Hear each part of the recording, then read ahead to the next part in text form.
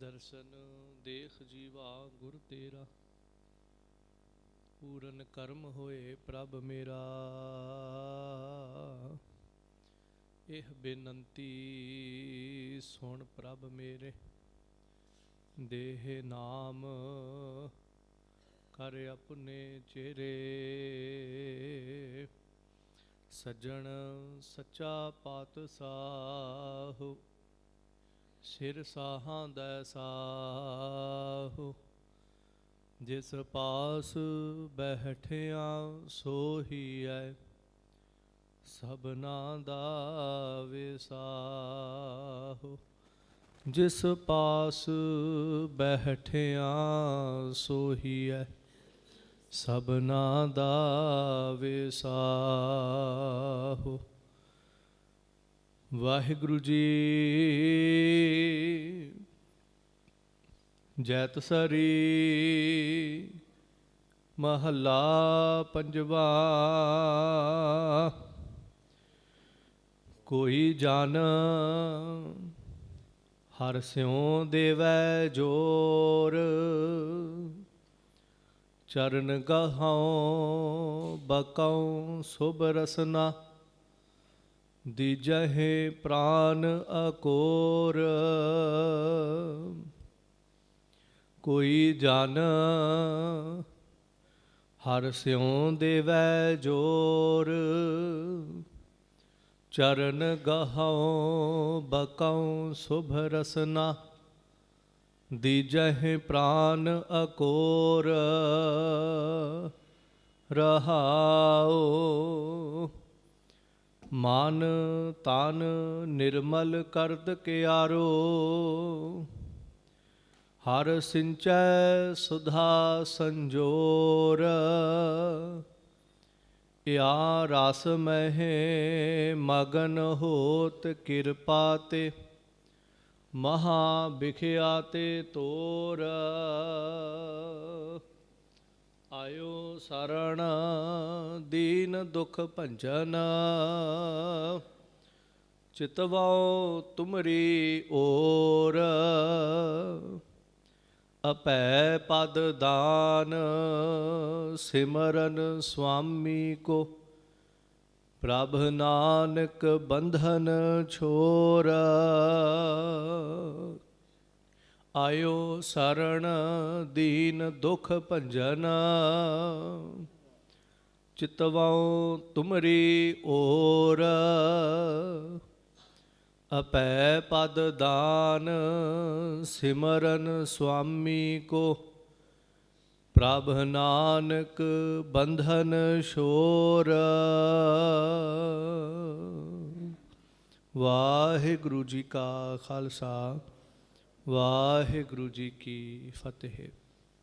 ਗਰੀਬ ਨਵਾਜ ਸ਼ਹਿਨਸ਼ਾਹ, ਚਵਰ ਛਤਰ ਤਖਤ ਦੇ ਮਾਲਕ, ਸਰਬ ਕਲਾ ਸਮਰੱਥ, ਰਾਜਾਨ ਰਾਜਪਾਨ ਆਨ ਭਾਨ ਸਤਿਗੁਰੂ, ਜੁਗੋ ਜੁਗ ਅਟਲ ਧੰਨ ਧੰਨ ਧੰਨ ਸ਼੍ਰੀ ਗੁਰੂ ਗੁਰੂ ਗ੍ਰੰਥ ਸਾਹਿਬ ਜੀ, ਮਾਲਕ ਰਹਿਬਰ ਪਾਤਸ਼ਾਹ ਦੀ ਪਾਵਨ ਗੋਦ ਅੰਦਰ, ਹਜੂਰ ਸਤਿਗੁਰੂ ਧੰਨ ਗੁਰੂ ਗੋਬਿੰਦ ਸਿੰਘ ਸਾਹਿਬ ਮਹਾਰਾਜ ਜੀ ਦੇ ਮਹਾਨ ਬਖਸ਼ਿਸ਼ਾਂ ਦੇ ਨਾਲ ਭਰੇ ਹੋਏ, ਨਿਵਾਜੇ ਹੋਏ ਸਾਹਿਬ ਜੀ ਦੇ ਅਸਥਾਨ ਗੁਰਦੁਆਰਾ ਸ਼੍ਰੀ ਬਾਲ ਲੀਲਾ ਜੀ ਮੈਣੀ ਸੰਗਤ ਜੀ ਸਾਹਿਬ ਵਿਖੇ, ਹਜੂਰ ਪਾਤਸ਼ਾਹ ਦੀ ਪਾਵਨ ਗੋਦ ਅੰਦਰ ਅਤੇ ਧੰਨ ਗੁਰੂ ਗੋਬਿੰਦ ਸਿੰਘ ਸਾਹਿਬ ਮਹਾਰਾਜ ਜੀ ਦੇ ਧਰਮ ਮਾਤ ਮਾਤਾ ਵਿਸ਼ੰਭਰਾ ਦੇਵੀ ਜੀ ਰਾਣੀ ਮੈਣੀ ਸਾਹਿਬ ਜੀ ਦੀ ਪਾਵਨ ਗੋਦ ਅੰਦਰ ਬੜੇ ਅਕੀਦੇ, ਸ਼ਿੱਦਤ, ਸ਼ਰਧਾ ਦੇ ਨਾਲ ਗੁਰੂ ਕੀ ਪਾਵਨ ਗੋਦ ਦਾ ਨਿੱਘ ਲੈ ਰਹੇ ਗੁਰੂ ਸਵਾਰੇ ਖਾਲਸਾ ਜੀ ਸਾਹਿਬ ਜੀ ਨੇ ਤੁਠ ਕਰਕੇ ਅੰਮ੍ਰਿਤ ਵੇਲੇ ਜੋ ਪਾਵਨ ਮੁਖ ਵਾਕ ਅਸੀਸ ਰੂਪ ਅੰਦਰ ਇਹਨਾਂ ਪਾਵਨ ਅਸਥਾਨਾਂ ਤੋਂ ਬਖਸ਼ਿਸ਼ ਕਰਕੇ ਨਿਵਾਜਿਆ ਹੈ। ਹਜੂਰ ਦੀ ਇਸ ਮਹਾਨ ਬਖਸ਼ਿਸ਼ ਦੇ ਨਿਮਾਣੇ ਜੇ ਜੀਵ ਬਣ ਕੇ ਪਾਤਰ ਬਣੀਏ। ਅਰਦਾਸ ਕਰੀਏ ਕਿ ਸਾਹਿਬ ਜੀ, ਅਸਾਂ ਦੇ ਅੰਦਰ ਐਡੀ ਸਮਰੱਥਾ ਨਹੀਂ ਹੈ ਕਿ ਤੁਹਾਡੇ ਇਸ ਪਾਵਨ ਸ਼ਬਦ ਨੂੰ ਸਮਝ ਸਕੀਏ, ਵਾਚ ਸਕੀਏ, ਕਮਾ ਸਕੀਏ, ਸਰਵਣ ਕਰ ਸਕੀਏ।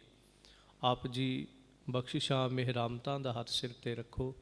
ਅਸੀਂ ਜਿਤਨੇ ਵੀ ਜੀਵ ਹਾਂ, ਮਨ ਬਿਰਤੀਆਂ ਸੁਰਤ ਇੰਦਰੀਆਂ ਦੀ ਇਕਾਗਰਤਾ ਬਖਸ਼ ਕੇ ਪ੍ਰੇਮ ਭਾਵਨਾ ਪ੍ਰੀਤ ਪ੍ਰਤੀਤ ਦੀ ਦਾਤ ਬਖਸ਼ਿਓ। ਕੁਝ ਕਹਿਣ ਕੁਝ ਸੁਣਨ ਦਾ ਬਲ ਬਖਸ਼ਿਸ਼ ਕਰਿਓ। ਆਓ ਜਿਤਨੇ ਵੀ ਸਰੀਰ ਭਾਵਨਾ ਨਾਲ ਜੁੜ ਮਿਲ ਬੈਠੇ ਹਾਂ, ਪਿਆਰ ਸਹਿਤ ਇੱਕ ਦਫਾ ਉਚਾਰਨ ਕਰੋ ਔਰ ਆਖੋ ਜੀ, ਸਤਨਾਮ ਸ਼੍ਰੀ ਵਾਹਿਗੁਰੂ ਜੀ। ਜੈਤ ਸਰੀ ਮਹੱਲਾ ਪੰਜਵਾ।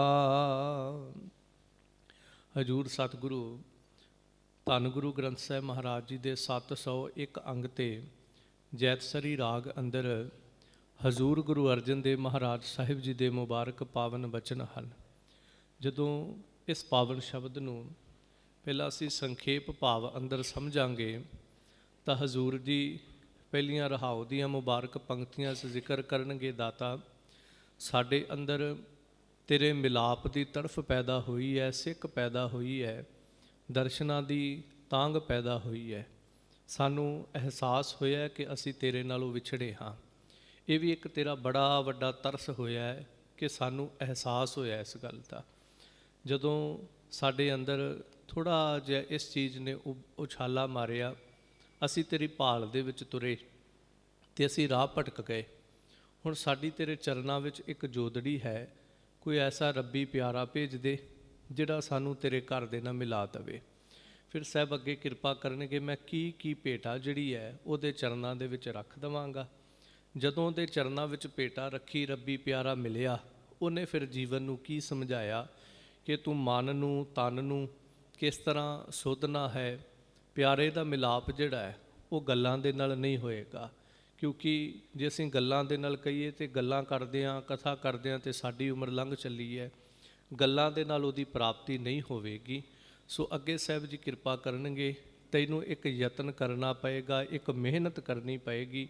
ਉਸ ਤੋਂ ਬਾਅਦ ਚੌਥੀ ਪੰਕਤੀ 'ਚ ਮਹਾਰਾਜ ਕਿਰਪਾ ਕਰਨਗੇ, ਤੈਨੂੰ ਇੱਕ ਰਸ ਆਏਗਾ। ਉਸ ਰਸ ਦੇ ਵਿੱਚ ਸਹਿਜੇ ਤੂੰ ਮਗਨ ਹੋ ਜਾਣਾ। ਜਦੋਂ ਉਸ ਰਸ ਦੇ ਵਿੱਚ ਮਗਨ ਹੋ ਗਿਆ ਤੇ ਮਗਨ ਹੋਣ ਤੋਂ ਬਾਅਦ ਆਪ ਮੁਹਾਰੇ ਤੇਰੀ ਸੁਰਤ ਜਿਹੜੀ ਹੈ ਇਹ ਵਿਸ਼ਿਆਂ ਵਕਾਰਾਂ ਦੇ ਵੱਲੋਂ ਟੁੱਟ ਜਾਏਗੀ, ਇਹਨੂੰ ਤੋੜਨਾ ਨਹੀਂ ਪਵੇਗਾ। ਉਸ ਤੋਂ ਬਾਅਦ ਜਦੋਂ ਇਸ ਅਵਸਥਾ ਵਿੱਚ ਪਹੁੰਚ ਗਿਆ, ਫਿਰ ਤੂੰ ਮਾਲਕ ਦੇ ਚਰਨਾਂ ਵਿੱਚ ਇੱਕ ਅਰਦਾਸ ਕਰਨੀ ਕਿ ਦਾਤਾ ਮੈਂ ਤੇਰੀ ਸ਼ਰਨ ਵਿੱਚ ਆਇਆ ਵਾਂ ਤੇ ਤੂੰ ਦੁੱਖਾਂ ਨੂੰ ਭੰਨਣ ਵਾਲਾ, ਤੂੰ ਦੁੱਖਾਂ ਦਾ ਨਾਸ਼ ਕਰਨ ਵਾਲਾ, ਤੂੰ ਦੀਨਾਂ ਗਰੀਬਾਂ ਦੀ ਰੱਖਿਆ ਕਰਨ ਵਾਲਾ। ਤੇ ਹੇ ਸਤਿਗੁਰੂ ਜੀ, ਤੇਰੀ ਸ਼ਰਨ ਵਿੱਚ ਆ ਗਏ ਆ ਤੇ ਤਰਸ ਦੇ ਘਰ ਵਿੱਚ ਆ ਕਰਕੇ ਸਾਡੇ ਬੰਧਨ ਜਿਹੜੇ ਨੇ, ਜਿਹੜੇ ਸਾਨੂੰ ਵਿਸ਼ਿਆਂ ਦੇ ਵਕਾਰਾਂ ਦੇ ਐਬਾਂ ਦੇ ਮਾਇਆ ਦੇ ਬੰਧਨ ਪਏ ਨੇ, ਕਿਰਪਾ ਕਰ ਸਤਿਗੁਰੂ ਸਾਡੇ ਬੰਧਨ ਜਿਹੜੇ ਨੇ ਉਹ ਤੋੜ ਦੇਣੇ ਕਰ, ਇਹ ਬੰਧਨ ਜਿਹੜੇ ਹਨ ਸਾਡੇ ਕੱਟ ਦੇਣੇ ਕਰ। ਸੋ ਜਦੋਂ ਅਸੀਂ ਸੰਖੇਪ ਅਰਥ ਸਮਝਾਂਗੇ ਇਸ ਸ਼ਬਦ ਦਾ, ਤੇ ਇਸ ਤਰ੍ਹਾਂ ਮਹਾਰਾਜ ਜੀ ਅੱਜ ਸਾਨੂੰ ਕੁਝ ਅਸੀਸਾਂ, ਕੁਝ ਇਸ਼ਾਰੇ ਬਖਸ਼ਣਗੇ। ਸ਼ਬਦ ਦੀ ਪ੍ਰਾਰੰਭਤਾ ਹੋ ਰਹੀ ਹੈ, ਕੋਈ ਜਨ ਹਰਿ ਸਿਉ ਦੇਵੈ ਜੋਰ। ਹੇ ਸਾਹਿਬ ਜੀ, ਤੇਰੇ ਮਿਲਾਪ ਦੀ ਅੰਦਰ ਤੀਬਰ ਇੱਛਾ ਪੈਦਾ ਹੋ ਗਈ ਹੈ, ਪਰ ਹੁਣ ਅਰਦਾਸ ਇਹ ਹੈ ਕਿ ਕੋਈ ਰੱਬੀ ਪਿਆਰਾ ਇਸ ਤਰ੍ਹਾਂ ਦਾ ਹੋਵੇ ਜਿਹੜਾ ਸਾਨੂੰ ਹਰੀ ਦੇ ਨਾਲ ਮੇਲ ਦੇਵੇ। ਪਹਿਲਾਂ ਤਾਂ ਸਵਾਲ ਇਹ ਪੈਦਾ ਹੋਏਗਾ ਵੀ ਆਪਾਂ ਜਿੰਨੇ ਵੀ ਹਾਂ, ਆਪਣੇ ਅੰਦਰੋਂ ਕਦੀ ਅਰਦਾਸ ਨਿਕਲਦੀ ਨਹੀਂ ਕਿ ਕੋਈ ਰੱਬੀ ਪਿਆਰਾ ਸਾਨੂੰ ਰੱਬ ਨਾਲ ਮਿਲੇ। ਹਾਲਾਂਕਿ ਅਸੀਂ ਇਸ ਢੂੰਡ ਭਾਲ ਦੇ ਵਿੱਚ ਜ਼ਰੂਰ ਰਹਿੰਦੇ, ਕੋਈ ਪੂਰਾ ਸੰਤ ਮਿਲ ਜੇ, ਇਹ ਆਪਾਂ ਸਾਰੇ ਹੀ ਰਹਿੰਦੇ ਹਾਂ। ਪਰ ਪੂਰਾ ਸੰਤ ਕਾਹਦੇ ਵਾਸਤੇ ਮਿਲੇ? ਜੇ ਕੋਈ ਸਵਾਲ ਕਰੇ ਸਾਨੂੰ ਵੀ ਜੇ ਤੁਸੀਂ ਪੂਰੇ ਸੰਤ ਦੀ ਭਾਲ ਵਿੱਚ ਹੋ ਤਾਂ ਕਿਉਂ ਭਾਲ ਵਿੱਚ ਹੋ, ਤੇ ਆਪਾਂ ਪਤਾ ਕੀ ਕਹਾਂਗੇ? ਅਸੀਂ ਉਹਦੇ ਤੋਂ ਕੋਈ ਵਰ ਲੈਣਾ, ਅਸੀਂ ਉਹਦੇ ਤੋਂ ਆਪਣੀ ਜ਼ਿੰਦਗੀ ਬਾਰੇ ਪੁੱਛਣਾ, ਅਸੀਂ ਉਹਨੂੰ ਪੁੱਛਣਾ ਵੀ ਸਾਨੂੰ ਸੁੱਖ ਕਿਵੇਂ ਮਿਲੇਗਾ। ਸਾਡੇ ਘਰ ਵਿੱਚ ਦੁੱਖ ਬੜੇ ਨੇ, ਅਸੀਂ ਉਹਨੂੰ ਪੁੱਛਾਂਗੇ ਵੀ ਸਾਡੇ ਦੁੱਖਾਂ ਦਾ ਨਾਸ਼ ਕਿਵੇਂ ਹੋਏਗਾ। ਅਸੀਂ ਉਸ ਪੂਰੇ ਸੰਤ ਤੋਂ ਅਰਦਾਸ ਕਰਾਉਣੀ, ਅਸੀਂ ਆਪਣੇ ਸਿਰ 'ਤੇ ਹੱਥ ਰਖਾਉਣਾ। ਇਹ ਸਾਰਾ ਕੁਝ ਸਾਡੇ ਜੀਵਨ ਦੇ ਵਿੱਚ ਜੁੜਿਆ ਹੋਇਆ। ਜਿਵੇਂ ਇਸ ਤਰ੍ਹਾਂ ਹੈ, ਕੋਈ ਪੁੱਛਦਾ ਹੋਵੇ ਕੋਈ ਚੰਗਾ ਡਾਕਟਰ ਹੈਗਾ ਤੁਹਾਡੇ ਸ਼ਹਿਰ ਦੇ ਵਿੱਚ, ਤੇ ਆਪਾਂ ਕਹਾਂਗੇ ਵੀ ਹਾਂ ਹੈਗਾ, ਤੇ ਉਹਨੂੰ ਪੁੱਛੀਏ ਵੀ ਤੂੰ ਕਾਹਦੇ ਵਾਸਤੇ ਲੱਭਦਾ ਪਿਆ, ਤੇ ਉਹਨੇ ਕਹਿਣਾ ਵੀ ਮੈਨੂੰ ਆਹ ਰੋਗ ਲੱਗਾ ਹੋਇਆ ਤੇ ਮੈਂ ਇਸ ਰੋਗ ਦੀ ਨਿਵਰਤੀ ਵਾਸਤੇ ਮੈਂ ਦਵਾਈ ਲੈਣੀ ਆ, ਮੈਂ ਤਾਂ ਚੰਗਾ ਡਾਕਟਰ ਲੱਭਦਾ ਪਿਆ।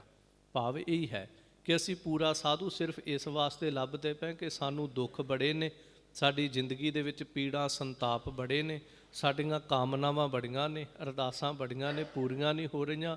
ਤੇ ਕੋਈ ਪੂਰਾ ਸੰਤ ਮਿਲ ਜਾਓ, ਸਾਡੇ ਸਿਰ 'ਤੇ ਹੱਥ ਰੱਖ ਕੇ ਕਹਿ ਦੇ ਵੀ ਜਾ ਭਲਾ ਹੋਵੇ, ਤੇਰੀਆਂ ਅਰਦਾਸਾਂ ਪੂਰੀਆਂ ਹੋ ਗਈਆਂ ਤੇ ਸਾਡੇ ਘਰ ਵਿੱਚ ਲਹਿਰਾਂ ਬਹਿਰਾਂ ਹੋ ਜਾਣ। ਹੋਰ ਸਾਡੀ ਜ਼ਿੰਦਗੀ ਦਾ ਕੋਈ ਪ੍ਰਯੋਜਨ ਨਹੀਂ ਹੈ ਕਿਸੇ ਸਾਧੂ ਨੂੰ ਲੱਭਣ ਦਾ। ਪਰ ਸਾਹਿਬ ਜੀ ਕਹਿੰਦੇ ਸਾਡਾ ਪ੍ਰਯੋਜਨ ਪਤਾ ਕੀ ਹੈ? ਕੋਈ ਜਨ ਹਰਿ ਸਿਉ ਦੇਵੈ ਜੋਰ, ਕੋਈ ਰੱਬੀ ਪਿਆਰਾ ਮਿਲ ਪਏ ਜਿਹੜਾ ਸਾਨੂੰ ਹਰੀ ਪਰਮੇਸ਼ਰ ਦੇ ਨਾਲ ਜੋੜ ਦਵੇ। ਤਾਂ ਮੈਂ ਜ਼ਿਕਰ ਕਰਨ ਲੱਗਾ ਸੀ, ਪਹਿਲੀ ਗੱਲ ਇਹ ਹੈ ਅੰਦਰ ਇੱਕ ਇੱਛਾ ਪੈਦਾ ਹੋਵੇ, ਮੈਂ ਉਹਦੇ ਨਾਲ ਜੁੜਨਾ ਹੈ। ਪਹਿਲੀ ਗੱਲ ਇਹ, ਜੇ ਜੁੜਨ ਦੀ ਇੱਛਾ ਹੀ ਨਹੀਂ ਪੈਦਾ ਹੋਈ, ਸਾਰੀ ਜ਼ਿੰਦਗੀ ਕਿਸੇ ਸਾਧੂ ਦੇ ਕੋਲ ਰਹਿ ਕੇ, ਗੁਰੂ ਦੇ ਕੋਲ ਰਹਿ ਕੇ ਵੀ ਨਹੀਂ ਜੁੜਿਆ ਜਾ ਸਕਦਾ। ਜਦੋਂ ਅਸੀਂ ਦੇਖਦੇ ਹਾਂ ਇੱਕ ਬੱਚਾ ਹੈ, ਉਹਦੇ ਅੰਦਰ ਪੜ੍ਹਨ ਦੀ ਜਿਗਿਆਸਾ ਹੀ ਨਹੀਂ, ਉਹਦੇ ਅੰਦਰ ਪੜ੍ਹਨ ਦੀ ਇੱਛਾ ਹੀ ਨਹੀਂ, ਤੁਸੀਂ ਧੱਕੇ ਨਾਲ ਚੁੱਕ ਕੇ ਸਵੇਰੇ ਉਹਨੂੰ ਸਕੂਲੇ ਛੱਡ ਆਓਗੇ ਪਰ ਉਹ ਪੜ੍ਹ ਨਹੀਂ ਸਕਦਾ। ਧੱਕੇ ਦੇ ਨਾਲ ਮਾਸਟਰ ਤੋਂ ਡਰਦਾ ਹੋਇਆ ਸ਼ਾਇਦ ਉਹ 2-4 ਘੰਟੇ ਸਕੂਲ ਵਿੱਚ ਕੱਢ ਲਵੇਗਾ, ਮਾਸਟਰ ਦੇ ਸਾਹਮਣੇ ਬੈਠਾ ਰਹੇਗਾ ਅਧਿਆਪਕ ਦੇ, ਪਰ ਉਹ ਪੜ੍ਹ ਨਹੀਂ ਸਕਦਾ। ਚਲੋ ਅੱਜ ਤੇ ਸਮਾਂ ਬਦਲਿਆ, ਆਪਾਂ ਨਿੱਕੇ ਹੁੰਦਿਆਂ ਦੇਖਿਆ ਵੀ ਜੇ ਨਹੀਂ ਕਿਤੇ ਬੱਚੇ ਨੇ ਜਾਣਾ ਤੇ ਸਕੂਲੋਂ 4 ਵਿਦਿਆਰਥੀ ਆਉਣੇ, ਉਹਨਾਂ ਨੇ ਚੁੱਕ ਕੇ ਗਲੀ 'ਚ ਘੜੀਸ ਕੇ ਲੈ ਕੇ ਜਾਣਾ ਉਹਨੂੰ, ਪਰ ਉਹ ਪੜ੍ਹਦਾ ਫਿਰ ਵੀ ਨਹੀਂ ਸੀ ਹੁੰਦਾ। ਭਾਵ ਇਹ ਹੈ ਜਦੋਂ ਉਹਦੇ ਅੰਦਰ ਪੜ੍ਹਨ ਦੀ ਜਿਗਿਆਸਾ ਹੀ ਨਹੀਂ, ਪੜ੍ਹਨ ਦੀ ਇੱਛਾ ਹੀ ਨਹੀਂ, ਉਹਨੂੰ ਪੜ੍ਹਾਉਣਾ ਬੜਾ ਮੁਸ਼ਕਲ ਹੋ ਜਾਏਗਾ। ਸੋ ਇਸ ਤਰ੍ਹਾਂ ਜਿਵੇਂ ਕਿਸੇ ਅੰਦਰ ਭੋਜਨ ਖਾਣ ਦੀ ਇੱਛਾ ਹੀ ਨਾ ਹੋਵੇ ਤੇ ਉਹਦੇ ਸਾਹਮਣੇ ਭਾਵੇਂ 36 ਪ੍ਰਕਾਰ ਦੇ ਪਕਵਾਨ ਰੱਖੋ, ਉਹ ਨਹੀਂ ਖਾਏਗਾ, ਉਹਦੇ ਅੰਦਰ ਭੁੱਖ ਨਹੀਂ ਹੈਗੀ। ਦੂਜੀ ਗੱਲ ਇਹ ਹੈ, ਭੁੱਖ ਨੂੰ ਸ਼ਬਦਾਂ ਨਾਲ ਪੈਦਾ ਨਹੀਂ ਕੀਤਾ ਜਾ ਸਕਦਾ। ਇਹ ਜਿਹੜੀ ਇੱਛਾ ਹੁੰਦੀ ਇਹਨੂੰ ਸ਼ਬਦਾਂ ਨਾਲ ਪੈਦਾ ਨਹੀਂ ਕੀਤਾ ਜਾ ਸਕਦਾ, ਇਹ ਤੇ ਆਪ ਮੁਹਾਰੇ ਅੰਦਰੋਂ ਤੜਫ ਨਿਕਲਦੀ ਹੈ। ਜਿਹੜੀ ਭੁੱਖ ਹੈ ਇਹ ਸਾਡੇ ਸਰੀਰ ਦੇ ਵਿੱਚ ਹੀ ਹੈ। ਤੇ ਹੁਣ ਆਪਾਂ ਬੈਠੇ ਬੈਠੇ ਕਹੀਏ ਵੀ ਭੁੱਖ ਦੀ ਵਿਆਖਿਆ ਕਰੋ ਤੇ ਸਾਨੂੰ ਭੁੱਖ ਲੱਗ ਜਾਵੇਗੀ, ਮੁਸ਼ਕਲ ਹੋ ਜਾਣਾ ਹੈ। ਭਾਵ ਜਦੋਂ ਖੁਦ ਸਾਨੂੰ ਇਸ ਗੱਲ ਦੀ ਮਹਿਸੂਸਤਾ ਹੁੰਦੀ ਹੈ, ਇਸ ਚੀਜ਼ ਦੀ ਕਮੀ ਮਹਿਸੂਸ ਹੁੰਦੀ ਕਿ ਮੈਂ ਸਵੇਰ ਦਾ ਖਾਧਾ ਕੁਛ ਨਹੀਂ ਹੈ, ਬਸ ਉਦੋਂ ਫਿਰ ਇੱਕ ਇੱਛਾ, ਇੱਕ ਤੜਫ ਪੈਦਾ ਹੁੰਦੀ ਵੀ ਮੈਂ ਹੁਣ ਕੁਛ ਖਾਵਾਂ। ਸੋ ਇਸ ਤਰ੍ਹਾਂ ਜਦੋਂ ਆਪ ਮੁਹਾਰੇ ਚਿੰਤਨ ਦੇ ਵਿੱਚੋਂ, ਜਦੋਂ ਸਿਮਰਨ ਦੇ ਵਿੱਚੋਂ, ਸਾਧਨਾ ਦੇ ਵਿੱਚੋਂ, ਬੰਦਗੀ ਦੇ ਵਿੱਚੋਂ ਇਹ ਅੰਦਰ ਦੀ ਪੀੜਾ ਨਿਕਲਦੀ ਹੈ ਕਿ ਮੈਨੂੰ ਰੱਬ ਦੇ ਨਾਲ, ਪਰਮੇਸ਼ਰ ਦੇ ਨਾਲ ਮਿਲਾਪ ਕੀਤਿਆਂ ਪਤਾ ਹੀ ਨਹੀਂ ਕਿੰਨੇ ਯੁੱਗ, ਕਿੰਨੇ ਜਨਮ ਬਤੀਤ ਹੋ ਗਏ ਨੇ। ਜਦੋਂ ਇਹ ਪੀੜਾ ਅੰਦਰੋਂ ਨਿਕਲਦੀ ਹੈ ਨਾ, ਉਦੋਂ ਫਿਰ ਤੜਫ ਕੇ ਅਰਦਾਸ ਨਿਕਲਦੀ ਕਿ ਕੋਈ ਜਨ ਹਰਿ ਸਿਉ ਦੇਵੈ ਜੋਰ, ਕਿ ਕੋਈ ਰੱਬੀ ਪਿਆਰਾ ਜਿਹੜਾ ਹੈ ਉਹ ਸਾਨੂੰ ਪਰਮੇਸ਼ਰ ਦੇ ਨਾਲ ਜੋੜ ਦੇਵੇ। ਪਰ ਪਹਿਲੀ ਗੱਲ, ਸਾਡੇ ਅੰਦਰ ਪੀੜਾ ਨਹੀਂ ਹੈਗੀ, ਸਾਨੂੰ ਮਿਲਾਪ ਕਰਨ ਦੀ ਜਿਗਿਆਸਾ ਨਹੀਂ ਹੈਗੀ। ਜਿੰਜ ਕਹਿ ਲਓ ਸਾਨੂੰ ਵਿਛੋੜੇ ਦਾ ਅਹਿਸਾਸ ਹੀ ਨਹੀਂ ਹੈਗਾ, ਅਸੀਂ ਵਿਛੜੇ ਹਾਂ। ਅਸੀਂ ਤੇ ਉਹ ਜੀਵ ਹਾਂ ਜਿਵੇਂ ਬਲਦ ਦੀਆਂ ਅੱਖਾਂ ਦੇ ਉੱਤੇ ਪੱਟੀ ਬੰਨ੍ਹ ਕੇ ਤੇ ਉਹ ਸਾਰਾ ਦਿਨ ਭਾਵੇਂ ਉਹ ਖੂਹ ਗੇੜਦਾ ਰਹੇ ਤੇ ਭਾਵੇਂ ਕੋਹਲੂ ਗੇੜਦਾ ਰਹੇ, ਉਹਨੂੰ ਤਾਂ ਇਹੀ ਹੈ ਨਾ ਕਿ ਮੈਂ ਬੜਾ ਲੰਬਾ ਪੈਂਡਾ ਤੈਅ ਕਰ ਲਿਆ। ਬਸ ਇਹੀ ਹੈ, ਜਿਵੇਂ ਬੰਨੀ ਹੋਈ ਬੇੜੀ ਦੇ ਚੱਪੂ ਮਾਰੀ ਜਾਣੇ ਤੇ ਸੋਚਣਾ ਹਨੇਰੇ ਦੇ ਵਿੱਚ ਕਿ ਸ਼ਾਇਦ ਅਸੀਂ ਪਾਰਲੇ ਕਿਨਾਰੇ ਦੇ ਨੇੜੇ ਪਹੁੰਚ ਗਏ ਹੋਵਾਂਗੇ। ਇਹੀ ਸਾਡੀ ਤੁਹਾਡੀ ਸਾਰਿਆਂ ਦੀ ਤਕਰੀਬਨ ਜ਼ਿੰਦਗੀ ਦੀ ਹਾਲਤ ਇਹ ਹੋਈ ਪਈ ਹੈ। ਅਸੀਂ ਜੋ ਵੀ ਕਰਮ ਕਰਦੇ ਪਏ ਹਾਂ, ਸਾਨੂੰ ਇੰਜ ਲੱਗਦਾ ਅਸੀਂ ਬੜੇ ਨੇੜੇ ਹੋ ਗਏ ਹਾਂ। ਬਸ ਇਸ ਜਨਮ ਵਿੱਚ ਤੇ ਸਾਨੂੰ ਪ੍ਰਾਪਤੀ ਹੋਣੀ ਹੀ ਹੋਣੀ ਹੈ। ਬਸ ਆਹ ਜਨਮ ਅਸੀਂ ਸਫਲਾ ਕਰ ਹੀ ਲੈਣਾ। ਪਰ ਮਾफ़ ਕਰਿਓ ਗੁਰਮੁਖੋ, ਕੋਈ ਇੱਕ ਦਾ ਨਾਮ ਰਸੀਆ ਹੋਵੇ ਤੇ ਗੱਲ ਵੱਖਰੀ, ਨਹੀਂ ਤੇ ਹਾਲਾਤ ਸਾਡੇ ਇਹ ਨੇ, ਅਸੀਂ ਅੱਖਾਂ ਤੇ ਪੱਟੀਆਂ ਬੰਨ੍ਹ ਕੇ ਧਰਮ ਦੇ ਕਰਮ ਕਰਦੇ ਪਏ ਹਾਂ। ਪੈਂਡਾ ਕੋਈ ਨਹੀਂ ਸਾਡਾ ਤੈਅ ਹੋ ਰਿਹਾ। ਜਿੱਥੇ ਅਸੀਂ ਪਿਛਲੇ ਜਨਮ 'ਚ ਖੜੇ ਸੀ ਉੱਥੇ ਦੇ ਉੱਥੇ ਹੀ ਹੁਣ ਖੜੇ ਹੋਏ ਹਾਂ। ਪਹਿਲਾਂ ਵੀ ਅਸੀਂ ਅਗਿਆਨਤਾ ਵਸ ਸਭ ਕੁਝ ਭੋਗਿਆ ਕੀਤਾ, ਹੁਣ ਵੀ ਅਸੀਂ ਸਭ ਕੁਝ ਅਗਿਆਨਤਾ ਦੇ ਵਸ ਹੀ ਕਰੀ ਜਾ ਰਹੇ ਹਾਂ। ਸੋ ਖੈਰ, ਪਹਿਲਾਂ ਤਾਂ ਸਾਨੂੰ ਇਸ ਚੀਜ਼ ਦਾ ਅਹਿਸਾਸ ਹੋਵੇ ਵੀ ਅਸੀਂ ਵਿਛੜੇ ਹਾਂ। ਅਤੇ ਵਿਛੋੜੇ ਦਾ ਅਹਿਸਾਸ ਕਦੋਂ ਹੁੰਦਾ? ਜਦੋਂ ਇੱਕ ਛੋਟਾ ਜਿਹਾ ਬਾਲਕ ਮੇਲੇ ਦੇ ਵਿੱਚ ਫਿਰਦਾ ਹੋਵੇ ਅਤੇ ਜੇ ਤਾਂ ਉਹਨੂੰ ਖਿਡੌਣਿਆਂ ਦੇ ਵੱਲ ਧਿਆਨ ਹੈ, ਉਸ ਮੇਲੇ ਦੇ ਰੌਣਕ ਮੇਲੇ ਵੱਲ ਉਹਦਾ ਧਿਆਨ ਹੈ, ਅਤੇ ਪਿਤਾ ਦੀ ਉਂਗਲ ਹੱਥ 'ਚੋਂ ਛੁੱਟ ਗਈ ਹੈ, ਉਹਨੂੰ ਨਹੀਂ ਪਤਾ ਵੀ ਮੈਂ ਵਿਛੜ ਗਿਆ। ਕਿਉਂ? ਕਿਉਂਕਿ ਉਹ ਖਿਡੌਣਿਆਂ ਦੇ ਵਿੱਚ ਪਰਚਿਆ ਹੋਇਆ। ਜਦੋਂ ਕਿਤੇ ਥੋੜ੍ਹਾ ਜਿਹਾ ਧਿਆਨ ਪਿਛਾਂਹ ਨੂੰ ਜਾਏਗਾ ਕਿ ਅਸੀਂ ਤਾਂ ਪਿੱਛੇ ਹਟ ਗਿਆ, ਮੇਰਾ ਪਿਤਾ ਤਾਂ ਮੇਰੇ ਨਾਲ ਹੈ ਨਹੀਂ, ਉਸ ਤੋਂ ਬਾਅਦ ਨਾ ਫਿਰ ਉਹਨੂੰ ਖਿਡੌਣਾ ਚੰਗਾ ਲੱਗਣਾ, ਨਾ ਉਹਨੂੰ ਮਠਿਆਈ ਚੰਗੀ ਲੱਗਣੀ, ਕੁਛ ਵੀ ਨਹੀਂ। ਭਾਵ ਇਹ ਹੈ ਕਿ ਜਦੋਂ ਅਸੀਂ ਪਿਛਾਂਹ ਨੂੰ ਝਾਤ ਮਾਰਾਂਗੇ ਨਾ ਥੋੜ੍ਹਾ ਜਿਹਾ ਵੀ ਮੇਰੇ ਪਿੱਛੇ ਜਿਹੜਾ ਗੁਰੂ ਖੜ੍ਹਾ ਹੋਇਆ ਉਹ ਹੁਣ ਹੈ ਨਹੀਂ ਆ, ਅਤੇ ਉਦੋਂ ਸਾਨੂੰ ਪਤਾ ਲੱਗੇਗਾ ਸਾਡੇ ਹਾਲਾਤ ਕੀ ਨੇ। ਇੱਕ ਛੋਟੀ ਜਿਹੀ ਘਟਨਾ ਖਿਆਲ ਆਉਂਦੀ, ਗੁਰੂ ਗੋਬਿੰਦ ਸਿੰਘ ਸਾਹਿਬ ਮਹਾਰਾਜ ਜੀ ਸ਼੍ਰੀ ਅਨੰਦਪੁਰ ਸਾਹਿਬ ਦੀ ਪਾਵਨ ਦਾਸਤਾਂ ਹੈ। ਪਹਾੜੀ ਉੱਥੇ ਜਿਹੜੇ ਰੋਜ਼ ਤਕਰੀਬਨ ਛੋਟੇ ਵੱਡੇ ਜੰਗ ਮਹਾਰਾਜ ਦੇ ਨਾਲ ਚੱਲਦੇ ਸੀ। ਹਜ਼ੂਰ ਪਾਤਸ਼ਾਹ ਜੀ ਸ਼ਿਕਾਰ ਖੇਡਣ ਗਏ ਅਤੇ ਪਹਾੜੀ ਟੋਲੀ ਨੇ ਵੇਖਿਆ ਵੀ ਮਹਾਰਾਜ ਜੀ ਸ਼ਿਕਾਰ ਖੇਡਣ ਆਏ ਆ, ਥੋੜ੍ਹੇ ਜਿਹੇ ਸਿੰਘ ਮਹਾਰਾਜ ਜੀ ਦੇ ਨਾਲ ਨੇ, ਉਹਨਾਂ ਦਾ ਦਾਅ ਲੱਗਾ, ਉਹਨਾਂ ਨੇ ਮਹਾਰਾਜ ਉੱਤੇ ਹਮਲਾ ਕਰ ਦਿੱਤਾ। ਅਚਾਨਕ ਕੁਛ ਨਹੀਂ ਪਤਾ, ਇੱਕਦਮ ਆਏ ਮਹਾਰਾਜ 'ਤੇ ਹਮਲਾ ਕਰਤਾ। ਹਜ਼ੂਰ ਪਾਤਸ਼ਾਹ ਜੀ ਇੱਕਦਮ ਤਿਆਰ ਬਰ ਤਿਆਰ, ਗੁਰੂ ਕੇ ਸਿੰਘ ਖਾਲਸਾ ਤਿਆਰ, ਸ਼ਸਤਰ ਸੰਭਾਲੇ, ਮੁਕਾਬਲਾ ਕੀਤਾ। ਤੇ ਮੁੱਠੀ ਭਰ ਗੁਰੂ ਕੇ ਸਿੰਘ, ਕਿੰਨੀ ਵੱਡੀ ਗਿਣਤੀ 'ਚ ਪਹਾੜੀਏ, ਪਰ ਉਹਨਾਂ ਨੂੰ ਦਬੋਚ ਲਿਆ ਜਿਵੇਂ ਕਹਿ ਦਈਏ। ਜਦੋਂ ਪਹਾੜੀ ਕਾਫੀ ਜ਼ਿਆਦਾ ਜਿਹੜੇ ਸੀਗੇ, ਕੁਝ ਮਰ ਗਏ, ਕੁਝ ਫੱਟੜ ਹੋ ਗਏ, ਬਾਕੀ ਜਿਹੜੇ ਸੀ ਭੱਜੇ। ਜਦੋਂ ਭੱਜੇ ਤੇ ਗੁਰੂ ਕੇ ਸਿੰਘ ਇੰਨੇ ਰੋਹ ਦੇ ਵਿੱਚ, ਇੰਨੇ ਵੀਰ ਰਸ ਦੇ ਵਿੱਚ ਕਿ ਉਹਨਾਂ ਦੇ ਮਗਰ ਭੱਜ ਉੱਠੇ। ਤੇ ਗੁਰੂ ਗੋਬਿੰਦ ਸਿੰਘ ਸਾਹਿਬ ਮਹਾਰਾਜ ਕਹਿੰਦੇ, ਖਾਲਸਾ ਜੀ, ਮੈਂ ਤੁਹਾਨੂੰ ਕਿਹਾ ਵੀ ਭੱਜੇ ਜਾਂਦੇ ਉੱਤੇ ਖਾਲਸਾ ਕਦੀ ਵਾਰ ਨਹੀਂ ਕਰਦਾ ਹੁੰਦਾ। ਸੋ ਕਹਿੰਦੇ, ਨਹੀਂ ਮਹਾਰਾਜ ਜੀ, ਇਹਨਾਂ ਨੇ ਅਚਾਨਕ ਹਮਲਾ ਕੀਤਾ। ਇਹਨਾਂ ਨੇ ਕੀ ਸਮਝਿਆ ਵੀ ਸਾਡੀ ਤਿਆਰੀ ਕੋਈ ਨਹੀਂ। ਰੋਹ ਸੀਗਾ ਅੰਦਰ, ਗੁੱਸਾ ਬੜਾ ਸੀਗਾ। ਕੁਛ ਦੂਰ ਤੱਕ ਗਏ, ਮਹਾਰਾਜ ਜੀ ਆਵਾਜ਼ਾਂ ਦੇ ਰਹੇ ਕਿ ਸਿੰਘੋ ਮੁੜਿਓ, ਭੱਜਦਿਆਂ ਤੇ ਵਾਰ ਨਹੀਂ ਕਰੀਦਾ ਹੁੰਦਾ। ਪਰ ਨਹੀਂ, ਚੱਲਦੇ ਗਏ। ਕੁਝ ਅਗਾਂਹ ਗਏ ਨਾ ਜਦੋਂ, ਇੱਧਰ ਗੁਰੂ ਗੋਬਿੰਦ ਸਿੰਘ ਮਹਾਰਾਜ ਜੀ ਉੱਥੇ ਹੀ ਖੜ੍ਹ ਗਏ। ਤੇ ਇਹਨਾਂ ਦੇ ਵਿੱਚ ਬੜਾ ਜੋਸ਼ ਵੀ ਅਸੀਂ ਹੁਣ ਇਹਨਾਂ ਨੂੰ ਘਰਾਂ ਤੱਕ ਛੱਡ ਕੇ ਆਵਾਂਗੇ ਜਿਨ੍ਹਾਂ ਸਾਡੇ ਨਾਲ ਇੰਜ ਕੀਤੀ। ਗੁਰੂ ਗੋਬਿੰਦ ਸਿੰਘ ਮਹਾਰਾਜ ਜੀ ਰਸਤੇ ਤੋਂ ਥੋੜ੍ਹਾ ਜਿਹਾ ਹਟ ਕੇ ਨਾ, ਝਾੜੀਆਂ ਦੇ ਵਿੱਚ, ਜੰਗਲੀ ਇਲਾਕਾ ਸੀ, ਮਹਾਰਾਜ ਜੀ ਇੱਕ ਪਾਸੇ ਝਾੜਾਂ ਦੇ ਵਿੱਚ ਖੜ੍ਹੇ ਹੋ ਗਏ, ਸਮੇਤ ਘੋੜੇ ਲੁਕ ਗਏ। ਇਹ ਹੁਣ ਪਹਿਲਾਂ ਤੇ ਜੋਸ਼ ਦੇ ਵਿੱਚ, ਵੀਰ ਰਸ ਦੇ ਵਿੱਚ ਅੱਗੇ ਦੌੜਦੇ ਜਾਂਦੇ। ਅਚਾਨਕ ਪਿੱਛੇ ਧਿਆਨ ਗਿਆ ਵੀ ਗੁਰੂ ਗੋਬਿੰਦ ਸਿੰਘ ਮਹਾਰਾਜ ਦੀ ਆਵਾਜ਼ ਕਿਉਂ ਨਹੀਂ ਆ ਰਹੀਗੀ। ਤੇ ਇਤਿਹਾਸ 'ਤੇ ਲਿਖਿਆ, ਜਦੋਂ ਪਿੱਛੇ ਝਾਤ ਮਾਰੀ ਨਾ, ਪਤਾ ਲੱਗਾ ਵੀ ਮਹਾਰਾਜ ਤਾਂ ਪਿੱਛੇ ਹੈ ਹੀ ਨਹੀਂ ਗੇ। ਜਦੋਂ ਵੇਖਿਆ ਵੀ ਗੁਰੂ ਗੋਬਿੰਦ ਸਿੰਘ ਮਹਾਰਾਜ ਸਾਡੇ ਮਗਰ ਹੈ ਨਹੀਂ ਗੇ, ਉਸੇ ਵੇਲੇ ਹੌਸਲੇ ਜਿਹੜੇ ਸੀ ਪਸਤ ਹੋ ਗਏ।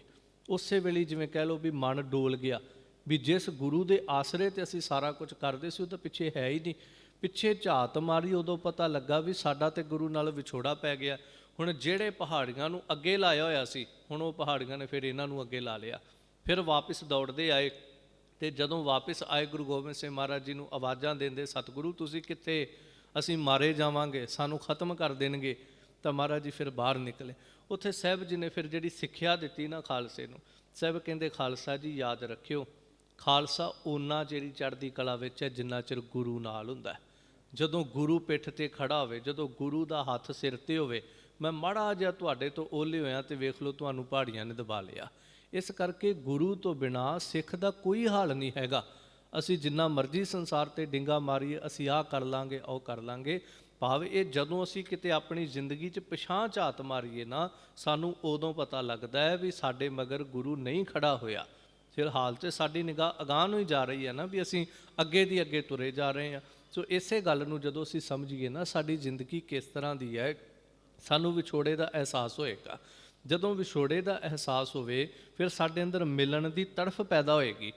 ਉਸ ਤੜਫ ਦੇ ਵਿੱਚ ਫਿਰ ਇੱਕ ਗੱਲ ਹੋਰ ਹੈ, ਅਸੀਂ ਅੱਜ ਇਸ ਗੱਲ ਦੇ ਵਿੱਚ ਬਹੁਤ ਜ਼ਿਆਦਾ ਵੰਡੇ ਪਏ ਹਾਂ ਕਿ ਜਿੰਨੇ ਮੈਨੂੰ ਰੱਬ ਦੀ ਗੱਲ ਕਰਨੀ ਹੈ, ਸੋ ਉਹ ਇਸ ਤਰ੍ਹਾਂ ਦਾ, ਜਿਵੇਂ ਦਾ ਮੈਂ ਹਾਂ ਇਸ ਤਰ੍ਹਾਂ ਦਾ ਹੋਣਾ ਚਾਹੀਦਾ ਹੈ। ਸੋ ਭਾਵ ਇਹ ਹੈ, ਵਿਦਵਾਨਾਂ ਦਾਨਿਆਂ ਦਾ ਕਥਨ ਹੈ ਵੀ ਜਿਵੇਂ ਨਾ ਪਿਆਸ ਲੱਗੀ ਹੋਵੇ ਬਹੁਤ ਜ਼ਿਆਦਾ, ਤੇ ਆਪਾਂ ਕਦੀ ਇਹ ਨਹੀਂ ਪੁੱਛਦੇ ਹੁੰਦੇ ਵੀ ਜਿਹੜਾ ਮੈਨੂੰ ਪਾਣੀ ਦੇ ਰਿਹਾ ਉਹ ਕੌਣ ਹੈ। ਬੰਦਾ ਮਰਦਾ ਪਿਆ ਹੋਵੇ ਹਸਪੀਟਲ ਵਿੱਚ, ਉਹ ਕਦੀ ਇਹ ਨਹੀਂ ਪੁੱਛਦਾ ਕਿ ਇਹ ਡਾਕਟਰ ਤੂੰ ਮੇਰਾ ਇਲਾਜ ਕਰਨ ਵਾਸਤੇ ਆਇਆ, ਪਹਿਲਾਂ ਇਹ ਦੱਸ ਤੇਰੀ ਜਾਤ ਕੀ ਹੈ, ਤੇਰਾ ਧਰਮ ਕੀ ਹੈ, ਤੂੰ ਧਰਮ ਦੇ ਕਰਮ ਕਰਦਾ ਹੈ ਜਾਂ ਨਹੀਂ, ਤੂੰ ਨਾਸਤਿਕ ਹੈ ਜਾਂ ਆਸਤਿਕ, ਜਿਹੜੇ ਧਰਮ ਨੂੰ ਮੰਨਦਾ ਤੂੰ ਉਸ ਧਰਮ ਦੇ ਵਿੱਚ ਪਰਪੱਕ ਹੈਗਾ ਜਾਂ ਨਹੀਂ ਹੈਗਾ। ਉਦੋਂ ਸਾਡੀ ਲੋੜ ਕੀ ਹੁੰਦੀ ਕਿ ਤੂੰ ਮੇਰੀ ਜ਼ਿੰਦਗੀ ਬਚਾ, ਤੂੰ ਕੌਣ ਹੈ, ਕਿਸ ਧਰਮ ਦਾ ਹੈ, ਕਿਸ ਜਾਤ ਦਾ, ਮੈਨੂੰ ਇਹਦੇ ਨਾਲ ਕੋਈ ਮਤਲਬ ਨਹੀਂ। ਭਾਵ ਉੱਥੇ ਵੀ ਤਾਂ ਸਾਨੂੰ ਜ਼ਿੰਦਗੀ ਚਾਹੀਦੀ ਹੁੰਦੀ ਆ ਨਾ। ਨਾ ਅਸੀਂ ਕਦੀ ਬਲੱਡ ਦੇਣ ਵਾਲੇ ਦੀ ਜਾਤ ਪੁੱਛਦੇ, ਨਾ ਅਸੀਂ ਇਲਾਜ ਕਰਨ ਵਾਲੇ ਦੀ ਜਾਤ ਪੁੱਛਦੇ ਹਾਂ। ਸਾਡਾ ਆਤਮਿਕ ਜੀਵਨ ਵੀ ਮੈਂ ਕਹਾਂ ਵੀ ਇਸ ਤਰ੍ਹਾਂ ਦਾ ਹੋਣਾ ਚਾਹੀਦਾ। ਅਸੀਂ ਅੰਦਰੋਂ ਆਤਮਿਕ ਮੌਤ ਮਰਦੇ ਜਾਂਦੇ ਹਾਂ ਰੋਜ਼, ਦਿਨ ਪ੍ਰਤੀ ਦਿਨ, ਪਰ ਜਿਹਨੇ ਸਾਨੂੰ ਜੀਵਨ ਦਾਨ ਦੇਣਾ ਹੋਵੇ, ਕੋਈ ਕਮਾਈ ਵਾਲਾ, ਅਸੀਂ ਸਭ ਤੋਂ ਪਹਿਲਾਂ ਪੁੱਛਦੇ ਤੇਰੀ ਸੰਪਰਦਾ ਕਿਹੜੀ ਆ, ਤੂੰ ਕਿਸ ਸੰਪਰਦਾ ਨਾਲ ਸੰਬੰਧ ਰੱਖਦਾ, ਤੂੰ ਟਕਸਾਲੀ ਹੈ ਜਾਂ ਮਸ਼ੀਨਰੀ ਹੈ, ਤੂੰ ਨਿਹੰਗ ਹੈ ਜਾਂ ਨਿਰਮਲਾ ਹੈ, ਜਾਂ ਤੂੰ ਕਿਹੜੀ ਸੰਪਰਦਾ ਨਾਲ, ਕਿਹੜੇ ਧਰਮ ਨਾਲ ਸੰਬੰਧ ਰੱਖਦਾ, ਤੂੰ ਕਿਹੜੀ ਮਰਿਆਦਾ ਮੰਨਦਾ, ਅਸੀਂ ਕਿਹੜੀ ਮਰਿਆਦਾ ਮੰਨਦੇ। ਜੇ ਤਾਂ ਤੂੰ ਮੇਰੇ ਵਾਲੀ ਮਰਿਆਦਾ ਨਾਲ ਸਹਿਮਤ ਹੈ, ਜੇ ਮੇਰੇ ਵਾਲੀ ਸੰਪਰਦਾ ਨਾਲ ਸਹਿਮਤ ਹੈ, ਫਿਰ ਤਾਂ ਤੂੰ ਮੈਨੂੰ ਗੁਰੂ ਦੀ ਗੱਲ ਸੁਣਾ, ਨਹੀਂ ਤੇ ਤੂੰ ਚਲਾ ਜਾ। ਭਾਵ ਇਹ ਇਸ ਤਰ੍ਹਾਂ ਦੀ ਸਾਡੀ ਕਹਾਣੀ ਹੋਈ ਪਈ ਹੈ, ਪਰ ਇੰਝ ਚਾਹੀਦਾ ਨਹੀਂ ਹੈ। ਜੋ ਸੱਚਾਈ ਹੈ ਅਸਲ ਦੇ ਵਿੱਚ ਕੀ ਹੈ, ਇਹ ਤਾਂ ਇੱਕ ਵਿਦਵਾਨ ਨੂੰ ਮੈਂ ਇੱਕ ਦਿਨ ਪੜ੍ਹ ਰਿਹਾ ਸੀ, ਉਹਨੇ ਬੜੀ ਸੋਹਣੀ ਗੱਲ ਲਿਖੀ। ਉਹ ਕਹਿੰਦਾ ਵੀ ਧਰਮ ਦੇ ਇਸੇ ਕਰਕੇ ਤਰੱਕੀ ਨਾ ਕੀਤੀ। ਜਦੋਂ ਉਹਨੂੰ ਸਵਾਲ ਕੀਤਾ ਵੀ ਕਾਰਨ, ਉਹ ਕਹਿੰਦਾ ਵੀ ਸਾਇੰਸ ਕਿਉਂ ਤਰੱਕੀ ਕਰ ਗਈ ਇੰਨੀ, ਉਹਨੇ ਬੜਾ ਸੋਹਣਾ ਇੱਕ ਜਵਾਬ ਦਿੱਤਾ। ਉਹਦੀ ਕਿਤਾਬ ਮੈਂ ਪੜ੍ਹੀ। ਉਹ ਕਹਿੰਦਾ ਵੀ ਜਿਸ ਬੰਦੇ ਨੇ ਵੀ ਲਾਈਟ ਬਣਾਈ, ਉਹਨੇ ਕਦੀ ਇਸ ਗੱਲ ਦਾ ਦਾਅਵਾ ਨਹੀਂ ਸੀ ਕੀਤਾ ਵੀ ਮੈਂ ਬਿਜਲੀ ਬਣਾ ਰਿਹਾ, ਇਹ ਸਿਰਫ ਅਮੀਰ ਹੀ ਵਰਤਣਗੇ, ਨੂੰ ਗਰੀਬ ਨਹੀਂ ਵਰਤ ਸਕਦਾ। ਉਹ ਕਹਿੰਦਾ ਮੈਂ ਬਣਾ ਦਿੱਤੀ, ਭਾਵੇਂ ਗਰੀਬ ਵਰਤ ਲੇ ਭਾਵੇਂ ਅਮੀਰ ਵਰਤ ਲੇ। ਅੱਜ ਉਹ ਲਾਈਟ ਗਰੀਬ ਦੇ ਘਰ ਵਿੱਚ ਵੀ ਜਾ ਰਹੀ, ਅਮੀਰ ਦੇ ਘਰ ਵਿੱਚ ਵੀ ਜਾ ਰਹੀ ਹੈ। ਜਿਹਨੇ ਮੋਬਾਈਲ ਬਣਾਇਆ ਉਹਨੇ ਕਦੀ ਇਹ ਦਾਅਵਾ ਨਹੀਂ ਸੀ ਕੀਤਾ ਵੀ ਜਿਹੜੀ ਚੀਜ਼ ਮੈਂ ਬਣਾ ਰਿਹਾ ਇਹ ਸਿਰਫ ਮੈਂ ਅਮੀਰਾਂ ਵਾਸਤੇ ਬਣਾ ਰਿਹਾ ਜਾਂ ਉੱਚੀ ਜਾਤ ਵਾਲਿਆਂ ਵਾਸਤੇ ਬਣਾ ਰਿਹਾ, ਇਹਨੂੰ ਨੀਵੀਂ ਜਾਤ ਵਾਲਾ ਜਾਂ ਇਹਨੂੰ ਗਰੀਬ ਨਹੀਂ ਵਰਤ ਸਕੇਗਾ। ਉਹ ਕਹਿੰਦਾ ਮੈਂ ਬਣਾ ਦਿੱਤਾ, ਇਹਨੂੰ ਕੋਈ ਵੀ ਵਰਤ ਸਕਦਾ ਹੈ। ਜਿਹਨੇ ਗੱਡੀ ਬਣਾਈ ਜਾਂ ਜੋ ਵੀ ਸਾਧਨ ਸਾਇੰਸ ਨੇ ਬਣਾਏ ਨੇ, ਕਦੀ ਉਹਨਾਂ ਮੋਹਰ ਨਹੀਂ ਲਾਈ ਵੀ ਸਾਡੀਆਂ ਚੀਜ਼ਾਂ ਨੂੰ ਅਮੀਰ ਹੀ ਵਰਤ ਸਕਦਾ, ਗਰੀਬ ਨਹੀਂ। ਜੋ ਵੀ ਸਾਇੰਸ ਨੇ ਅੱਜ ਤੱਕ ਤਰੱਕੀ ਕੀਤੀ, ਉਹ ਕਹਿੰਦਾ ਇਹੀ ਕਾਰਨ ਕਿ ਸਾਇੰਸ ਘਰ ਘਰ ਵਿੱਚ ਪਹੁੰਚ ਗਈ। ਅਤੇ ਧਰਮ ਦੇ ਠੇਕੇਦਾਰਾਂ ਨੇ ਕੀ ਕੀਤਾ ਹੋਇਆ ਕਿ ਜੋ ਧਰਮ ਹੈ, ਸਾਡੇ ਜਿਹੜੇ ਸਿਧਾਂਤ ਨੇ, ਇਹਨੂੰ ਫਲਾਣਾ ਹੀ ਅਪਣਾ ਸਕਦਾ ਹੈ ਜੀ। ਉੱਚੀ ਜਾਤ ਵਾਲਾ ਹੀ ਇਸ ਮੰਤਰ ਨੂੰ ਪੜ੍ਹ ਸਕਦਾ, ਨੀਵੀਂ ਵਾਲਾ ਨਹੀਂ ਪੜ੍ਹ ਸਕਦਾ। ਮੰਦਰ ਦੇ ਵਿੱਚ ਫਲਾਣਾ ਹੀ ਆ ਸਕਦਾ, ਫਲਾਣਾ ਨਹੀਂ ਆ ਸਕਦਾ। ਉਹ ਕਹਿੰਦਾ ਇਹੀ ਕਾਰਨ ਕਿ ਧਰਮ ਸਾਇੰਸ ਜਿੰਨਾ ਵਿਸਤਾਰ ਨਹੀਂ ਕਰ ਸਕਿਆ, ਘਰ ਘਰ ਵਿੱਚ ਧਰਮ ਨਹੀਂ ਪਹੁੰਚ ਸਕਿਆ।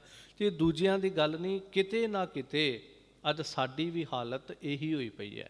ਅਸੀਂ ਤਾਂ ਹੀ ਧਰਮ ਨੂੰ ਘਰ ਘਰ ਦੇ ਅੰਦਰ ਨਹੀਂ ਪਹੁੰਚਾ ਸਕੇ। ਸੋ ਖੈਰ, ਇੱਥੇ ਜਿਹੜੀ ਗੱਲ ਚੱਲਦੀ ਵਿਸ਼ੇ ਅਧੀਨ ਕਿ ਕੋਈ ਜਨ ਹਰਸਿਉਂ ਦੇਵੈ ਜੋਰ। ਮੇਰੇ ਅੰਦਰ ਤੜਫ ਪੈਦਾ ਹੋ ਗਈ, ਮੈਂ ਰੋਗੀ ਹੋ ਗਿਆ, ਮੈਨੂੰ ਚਾਹੀਦਾ ਇਲਾਜ। ਤੇ ਹੁਣ ਮੈਂ ਇਹ ਨਹੀਂ ਪੁੱਛਣਾ ਵੀ ਡਾਕਟਰ ਕੌਣ ਹੈ, ਡਾਕਟਰ ਦੀ ਜਾਤ ਕੀ ਹੈ, ਉਹਦਾ ਧਰਮ ਕੀ ਹੈ। ਮੈਨੂੰ ਅੰਦਰ ਆਤਮਿਕ ਜੀਵਨ ਚਾਹੀਦਾ। ਤੇ ਮੈਂ ਨਹੀਂ ਪੁੱਛਾਂਗਾ ਜਿਸ ਸਾਧੂ ਨੇ ਮੈਨੂੰ ਰੱਬ ਦੀ ਗੱਲ ਸੁਣਾਉਣੀ ਉਹ ਸਾਧੂ ਕਿਹੜੀ ਸੰਪਰਦਾ ਦਾ। ਮੈਨੂੰ ਤੇ ਜੁੜਨ ਨਾਲ ਮਤਲਬ ਹੈ। ਕੋਈ ਜਨ ਕੋਈ ਵੀ ਹੋਵੇ, ਭਾਵੇਂ ਉਹਨੇ ਕੋਟ ਪੈਂਟ ਪਾਇਆ ਹੋਵੇ, ਭਾਵੇਂ ਉਹਨੇ ਭਗਵੇਂ ਪਾਏ ਹੋਣ, ਭਾਵੇਂ ਨੀਲੇ ਪਾਏ ਹੋਣ, ਭਾਵੇਂ ਚਿੱਟੇ ਪਾਏ ਹੋਣ, ਮੈਨੂੰ ਤੇ ਕੇਵਲ ਮੇਰੇ ਪਿਆਰੇ ਦੀ ਗੱਲ ਸੁਣਾਵੇ। ਮੇਰੇ ਤਾਂ ਅੰਦਰ ਦੀ ਭੁੱਖ ਮਿਟਣੀ ਚਾਹੀਦੀ ਹੈ। ਸਾਹਿਬ ਗੁਰੂ ਨਾਨਕ ਪਾਤਸ਼ਾਹ ਜਦੋਂ ਬੈਠਦੇ ਨੇ, ਕਿਤੇ ਕਾਜ਼ੀਆਂ ਦੇ ਕੋਲ ਵੀ ਬੈਠੇ ਨੇ, ਕਿਤੇ ਪੰਡਤਾਂ ਦੇ ਕੋਲ ਵੀ ਬੈਠੇ ਨੇ, ਕਿਤੇ ਰੱਬੀ ਪਿਆਰੇ ਫਕੀਰਾਂ ਦੇ ਕੋਲ ਵੀ ਬੈਠੇ ਨੇ। ਗੱਲ ਤੇ ਇਹ ਹੈ ਵੀ ਤੂੰ ਕੇਵਲ ਪਰਮਾਰਥ ਦੀ ਗੱਲ ਕਰ, ਤੂੰ ਪਰਮਾਤਮਾ ਦੀ ਗੱਲ ਕਰ, ਮੈਂ ਤੇਰੇ ਇਸ ਝੰਜਟ ਦੇ ਵਿੱਚ ਨਹੀਂ ਪੈਣਾਗਾ। ਸੋ ਇਸ ਤਰ੍ਹਾਂ ਹੈ, ਕੋਈ ਜਨ ਕੋਈ ਵੀ ਹੋ ਸਕਦਾ ਜਿਹਨੇ ਰੱਬ ਦੀ ਗੱਲ ਕਰਨੀ ਹੈ। ਕਈ ਦਫਾ ਆਮ ਸਧਾਰਨ ਮਨੁੱਖ ਜਿਹਨੂੰ ਅਸੀਂ ਸਮਝਦੇ ਵੀ ਇਹਨੂੰ ਕੀ ਆਉਂਦਾ ਹੋਣਾ, ਉਹ ਕਈ ਵਾਰ ਇੰਨੀ ਡੂੰਘੀ ਧਰਮ ਦੀ ਗੱਲ ਕਰ ਜਾਂਦਾ ਨਾ, ਜਿਹੜੀ ਸ਼ਾਇਦ ਸਾਰੀ ਜ਼ਿੰਦਗੀ ਕਿਤਾਬਾਂ ਦੇ ਪੰਨੇ ਪਲਟ ਕੇ ਸਾਨੂੰ ਨਹੀਂ ਸਮਝ ਆਉਂਦੀ ਗੀ। ਸੋ ਖੈਰ, ਇਹੀ ਮਹਾਰਾਜ ਜੀ ਇੱਥੇ ਕਹਿੰਦੇ ਨੇ, ਕੋਈ ਜਨ ਭਾਵ ਕੋਈ ਵੀ ਰੱਬੀ ਪਿਆਰਾ ਹੋਵੇ। ਬਸ ਸ਼ਰਤ ਇਹ ਹੈ ਕਿ ਉਹ ਰੱਬੀ ਪਿਆਰਾ ਹੋਣਾ ਚਾਹੀਦਾ ਤੇ ਮੈਨੂੰ ਹਰੀ ਪਰਮੇਸ਼ਰ ਦੇ ਨਾਲ ਜੋੜ ਦੇਵੇ। ਜਦੋਂ ਆਪਾਂ ਰਾਹ ਪੁੱਛਣਾ ਹੁੰਦਾ ਨਾ, ਕਿਸੇ ਸ਼ਹਿਰ ਦੇ ਵਿੱਚ ਭਟਕ ਜਾਈਏ ਤੇ ਆਪਾਂ ਰਾਹ ਪੁੱਛਣ ਲੱਗੇ ਕਦੀ ਇਹ ਨਹੀਂ ਕਹਿੰਦੇ ਹੁੰਦੇ ਜਿਹਨੂੰ ਰਾਹ ਪੁੱਛਣਾ ਪਹਿਲਾਂ ਇਹ ਵੇਖੀਏ ਵੀ ਇਹ ਸਿੱਖ ਹੈ ਜਾਂ ਇਹ ਹਿੰਦੂ ਹੈ। ਨਹੀਂ, ਜਿਹੜਾ ਦਿਸਦਾ ਆਪਾਂ ਕਹਿੰਦੇ ਇਹਨੂੰ ਰਾਹ ਪੁੱਛ ਵੀ ਆ ਸੜਕ ਕਿੱਧਰ ਨੂੰ ਜਾਂਦੀ, ਤੇ ਉਹ ਦੱਸ ਦਿੰਦਾ ਹੁੰਦਾ। ਸੋ ਇਹੀ ਧਰਮ ਦੀ ਦੁਨੀਆ ਵਿੱਚ ਵੀ ਕਰਨਾ ਪਏਗਾ, ਨਹੀਂ ਤੇ ਸ਼ਾਇਦ ਅਸੀਂ ਸਾਰੀ ਜ਼ਿੰਦਗੀ ਭਟਕਦੇ ਹੀ ਪਹਿਲਾਂ ਵੀ ਮਰ ਗਏ ਹਾਂ ਤੇ ਭਟਕਦੇ ਹੀ ਅਸੀਂ ਹੁਣ ਮਰ ਜਾਵਾਂਗੇ। ਸੋ ਇਹ ਮਹਾਰਾਜ ਕਹਿੰਦੇ ਨੇ, ਕੋਈ ਜਨ ਹਰਸਿਉਂ ਦੇਵੈ ਜੋਰ, ਮੈਨੂੰ ਹਰੀ ਪਰਮੇਸ਼ਰ ਦੇ ਨਾਲ ਜੋੜ ਦਵੇ। ਫਿਰ ਹਰਸਿਉਂ ਦੇਵੈ ਜੋਰ, ਮੈਨੂੰ ਪਰਮੇਸ਼ਰ ਦੇ ਨਾਲ ਜੁੜਨ ਦੇ ਵਾਸਤੇ ਜ਼ੋਰ ਦਵੇ ਮੈਨੂੰ। ਭਾਵ ਜਿਵੇਂ ਆਪਾਂ ਕਈ ਵਾਰ ਬੱਚੇ ਨੂੰ ਜ਼ੋਰ ਦਿੰਦੇ ਹੁੰਦੇ ਨਾ ਵੀ ਆਹ ਕੰਮ ਕਰ ਲਾ, ਤੇਰੇ ਭਲੇ ਵਾਸਤੇ ਆ, ਆਹ ਗੁਣ ਸਿੱਖ ਲਾ, ਤੇਰਾ ਭਲਾ ਹੋ ਜਾਏਗਾ। ਕੋਈ ਇਸ ਤਰ੍ਹਾਂ ਦਾ ਪਿਆਰਾ ਮਿਲੇ ਜਿਹੜਾ ਮੈਨੂੰ ਜ਼ੋਰ ਦਵੇ ਇਸ ਗੱਲ ਦਾ ਕਿ ਭਾਈ ਤੂੰ ਪਰਮੇਸ਼ਰ ਦੀ ਬੰਦਗੀ ਕਰਿਆ ਕਰ। ਕਿਉਂਕਿ ਜਦੋਂ ਵਾਰ-ਵਾਰ ਕੋਈ ਜ਼ੋਰ ਦਿੰਦਾ ਨਾ ਆਪਾਂ ਨੂੰ ਗੱਲ ਦਾ, ਤੇ ਕਿਤੇ ਨਾ ਕਿਤੇ ਸਾਡਾ ਮਨ ਉਸ ਗੱਲ ਨੂੰ ਮੰਨਣ ਵਾਸਤੇ ਤਿਆਰ ਹੋ ਜਾਂਦਾ ਹੈ। ਆਮ ਸਾਡਾ ਤੁਹਾਡਾ ਇੱਕ ਤਜਰਬਾ ਹੈ, ਕੋਈ ਕਮਾਈ ਵਾਲਾ ਨਾਲ ਮਿਲੇ, ਉਹ ਰੋਜ਼ ਕਵੇ ਵੀ ਬਾਣੀ ਪੜ੍ਹ, ਬਾਣੀ ਪੜ੍ਹ, ਕਿਤੇ ਨਾ ਕਿਤੇ ਮਨ ਜਿਹੜਾ ਸਹਿਮਤ ਹੋ ਜਾਏਗਾ ਵੀ ਅੱਜ ਪੜ੍ਹ ਲਈਏ। ਜ਼ੋਰ ਦਵੇ ਮੈਨੂੰ ਵੀ ਤੂੰ ਆਪਣੇ ਮਨੁੱਖਾ ਜਨਮ ਨੂੰ ਸਫਲ ਇਸ ਤਰ੍ਹਾਂ ਸਮਝ ਲਾ, ਇਹਨੂੰ ਸਫਲ ਕਰ ਲਾ। ਇਸ ਤਰ੍ਹਾਂ ਕੋਈ ਰੱਬੀ ਪਿਆਰਾ ਜਿਹੜਾ ਮੇਰੇ ਭਲੇ ਵਾਸਤੇ ਮੇਰੇ ਜੀਵਨ ਵਿੱਚ ਆ ਜਾਣਾ ਕਰੇ। ਤਾਂ ਅੱਗੇ ਕਹਿੰਦੇ, ਚਰਨ ਗਾਹੋਂ ਬਕਉ ਸੁਭ ਰਸਨਾ ਦੀਜਹਿ ਪ੍ਰਾਨ ਅਕੋਰ। ਮੈਂ ਉਹਦੇ ਮੁਬਾਰਕ ਚਰਨ ਜਿਹੜੇ ਨੇ ਨਾ ਗਾਹੋਂ, ਮੈਂ ਬਾਹਰੋਂ ਵੀ ਉਹਦੇ ਚਰਨ ਜਿਹੜੇ ਪਕੜ ਕੇ ਤੇ ਗਾਹੋਂ ਉਹਨਾਂ ਨੂੰ ਪਕੜ ਕੇ ਫਿਰ ਬਕੋਂ ਸੁਭ ਰਸਨਾ, ਆਪਣੀ ਰਸਨਾ ਤੋਂ ਉਹਨੂੰ ਧੰਨਵਾਦ ਦੇ, ਉਹਦੀ ਵਡਿਆਈ ਦੇ, ਉਹਦੀ ਉਸਤਤ ਦੇ ਮਿੱਠੇ ਮਿੱਠੇ ਬੋਲ ਜਿਹੜੇ ਉਹ ਬੋਲਾਂ। ਫਿਰ ਦੀਜਹਿ ਪ੍ਰਾਨ ਅਕੋਰ, ਸੰਸਾਰ 'ਤੇ ਭਾਵੇਂ ਉਹਦੇ ਸਾਹਮਣੇ ਕੱਪੜਾ ਰੱਖੇ ਵੀ ਆ ਮਹਾਂਪੁਰਸ਼ੋ ਤੁਹਾਡੇ ਸੂਟ ਵਾਸਤੇ ਕੱਪੜਾ ਲਿਆਂਦਾ, ਆ ਤੁਹਾਡੇ ਲਈ ਭੋਜਨ ਲਿਆਂਦਾ, ਤੁਹਾਡੇ ਲਈ ਧਨ ਲਿਆਂਦਾ, ਪਰ ਮੈਂ ਜ਼ਿੰਦਗੀ ਵਿੱਚ ਸਾਰਿਆਂ ਤੋਂ ਕੀਮਤੀ ਚੀਜ਼ ਹੈ ਸਾਡੇ ਪ੍ਰਾਣ। ਇਸ ਤੋਂ ਵੱਧ ਕੁਛ ਵੀ ਕੀਮਤੀ ਨਹੀਂ। ਆਪਾਂ ਕਈ ਦਫਾ ਕਹਿੰਦੇ ਹੁੰਦੇ ਵੀ ਆਹ ਵੀ ਛੁੱਟ ਜੇ, ਆਹ ਵੀ ਛੁੱਟ ਜੇ, ਪਰ ਮੇਰੀ ਜਾਨ ਬਚ ਜੇ। ਜਦੋਂ ਬੰਦਾ ਰੋਗੀ ਹੋਵੇ ਉਹ ਕਹਿੰਦਾ ਭਾਵੇਂ ਘਰ ਵਿਕ ਜੇ, ਜ਼ਮੀਨ ਵਿਕ ਜੇ, ਸਭ ਕੁਝ ਵਿਕ ਜੇ, ਪਰ ਜਾਨ ਬਚ ਜਾਵੇ। ਜਿੰਦ ਸਭ ਤੋਂ ਪਿਆਰੀ ਹੈ ਮਨੁੱਖ ਨੂੰ। ਉਸ ਅਵਸਥਾ 'ਚ ਜਾ ਕੇ ਕਹਿੰਦੇ ਸਭ ਤੋਂ ਪਿਆਰੀ ਜਿਹੜੀ ਜਾਨ ਹੈ ਨਾ, ਜਿੰਦ ਹੈ, ਪ੍ਰਾਣ ਹੈ, ਮੈਂ ਇਹ ਵੀ ਉਹਦੇ ਤੋਂ ਨਿਸ਼ਾਵਰ ਕਰ ਦੇਵਾਂਗਾ। ਕਿਉਂ ਜੀ? ਇਸ ਤੋਂ ਵੱਧ ਪਿਆਰਾ ਕੁਛ ਨਹੀਂ ਹੈਗਾ। ਨਹੀਂ, ਇਸ ਤੋਂ ਵੀ ਵੱਧ ਕੇ ਇੱਕ ਚੀਜ਼ ਪਿਆਰੀ ਹੈ। ਉਹ ਪਤਾ ਕੀ? ਉਹ ਹੈ ਪਰਮੇਸ਼ਰ ਦਾ ਮਿਲਾਪ। ਇਹ ਪ੍ਰਾਣਾਂ ਤੋਂ ਵੀ ਵੱਧ ਕੇ ਕੀਮਤੀ ਚੀਜ਼ ਹੈ, ਉਹਦਾ ਮਿਲਾਪ ਹੋ ਜਾਣਾ। ਜਦੋਂ ਮਿਲਾਪ ਹੋ ਜਾਵੇ ਉਦੋਂ ਇਸ ਜਿੰਦ ਦੀ ਵੀ ਕੋਈ ਕੀਮਤ ਨਹੀਂ ਰਹਿ ਜਾਂਦੀ, ਪ੍ਰਾਣਾਂ ਦੀ ਵੀ ਕੋਈ ਅਹਿਮੀਅਤ ਨਹੀਂ ਰਹਿ ਜਾਂਦੀ।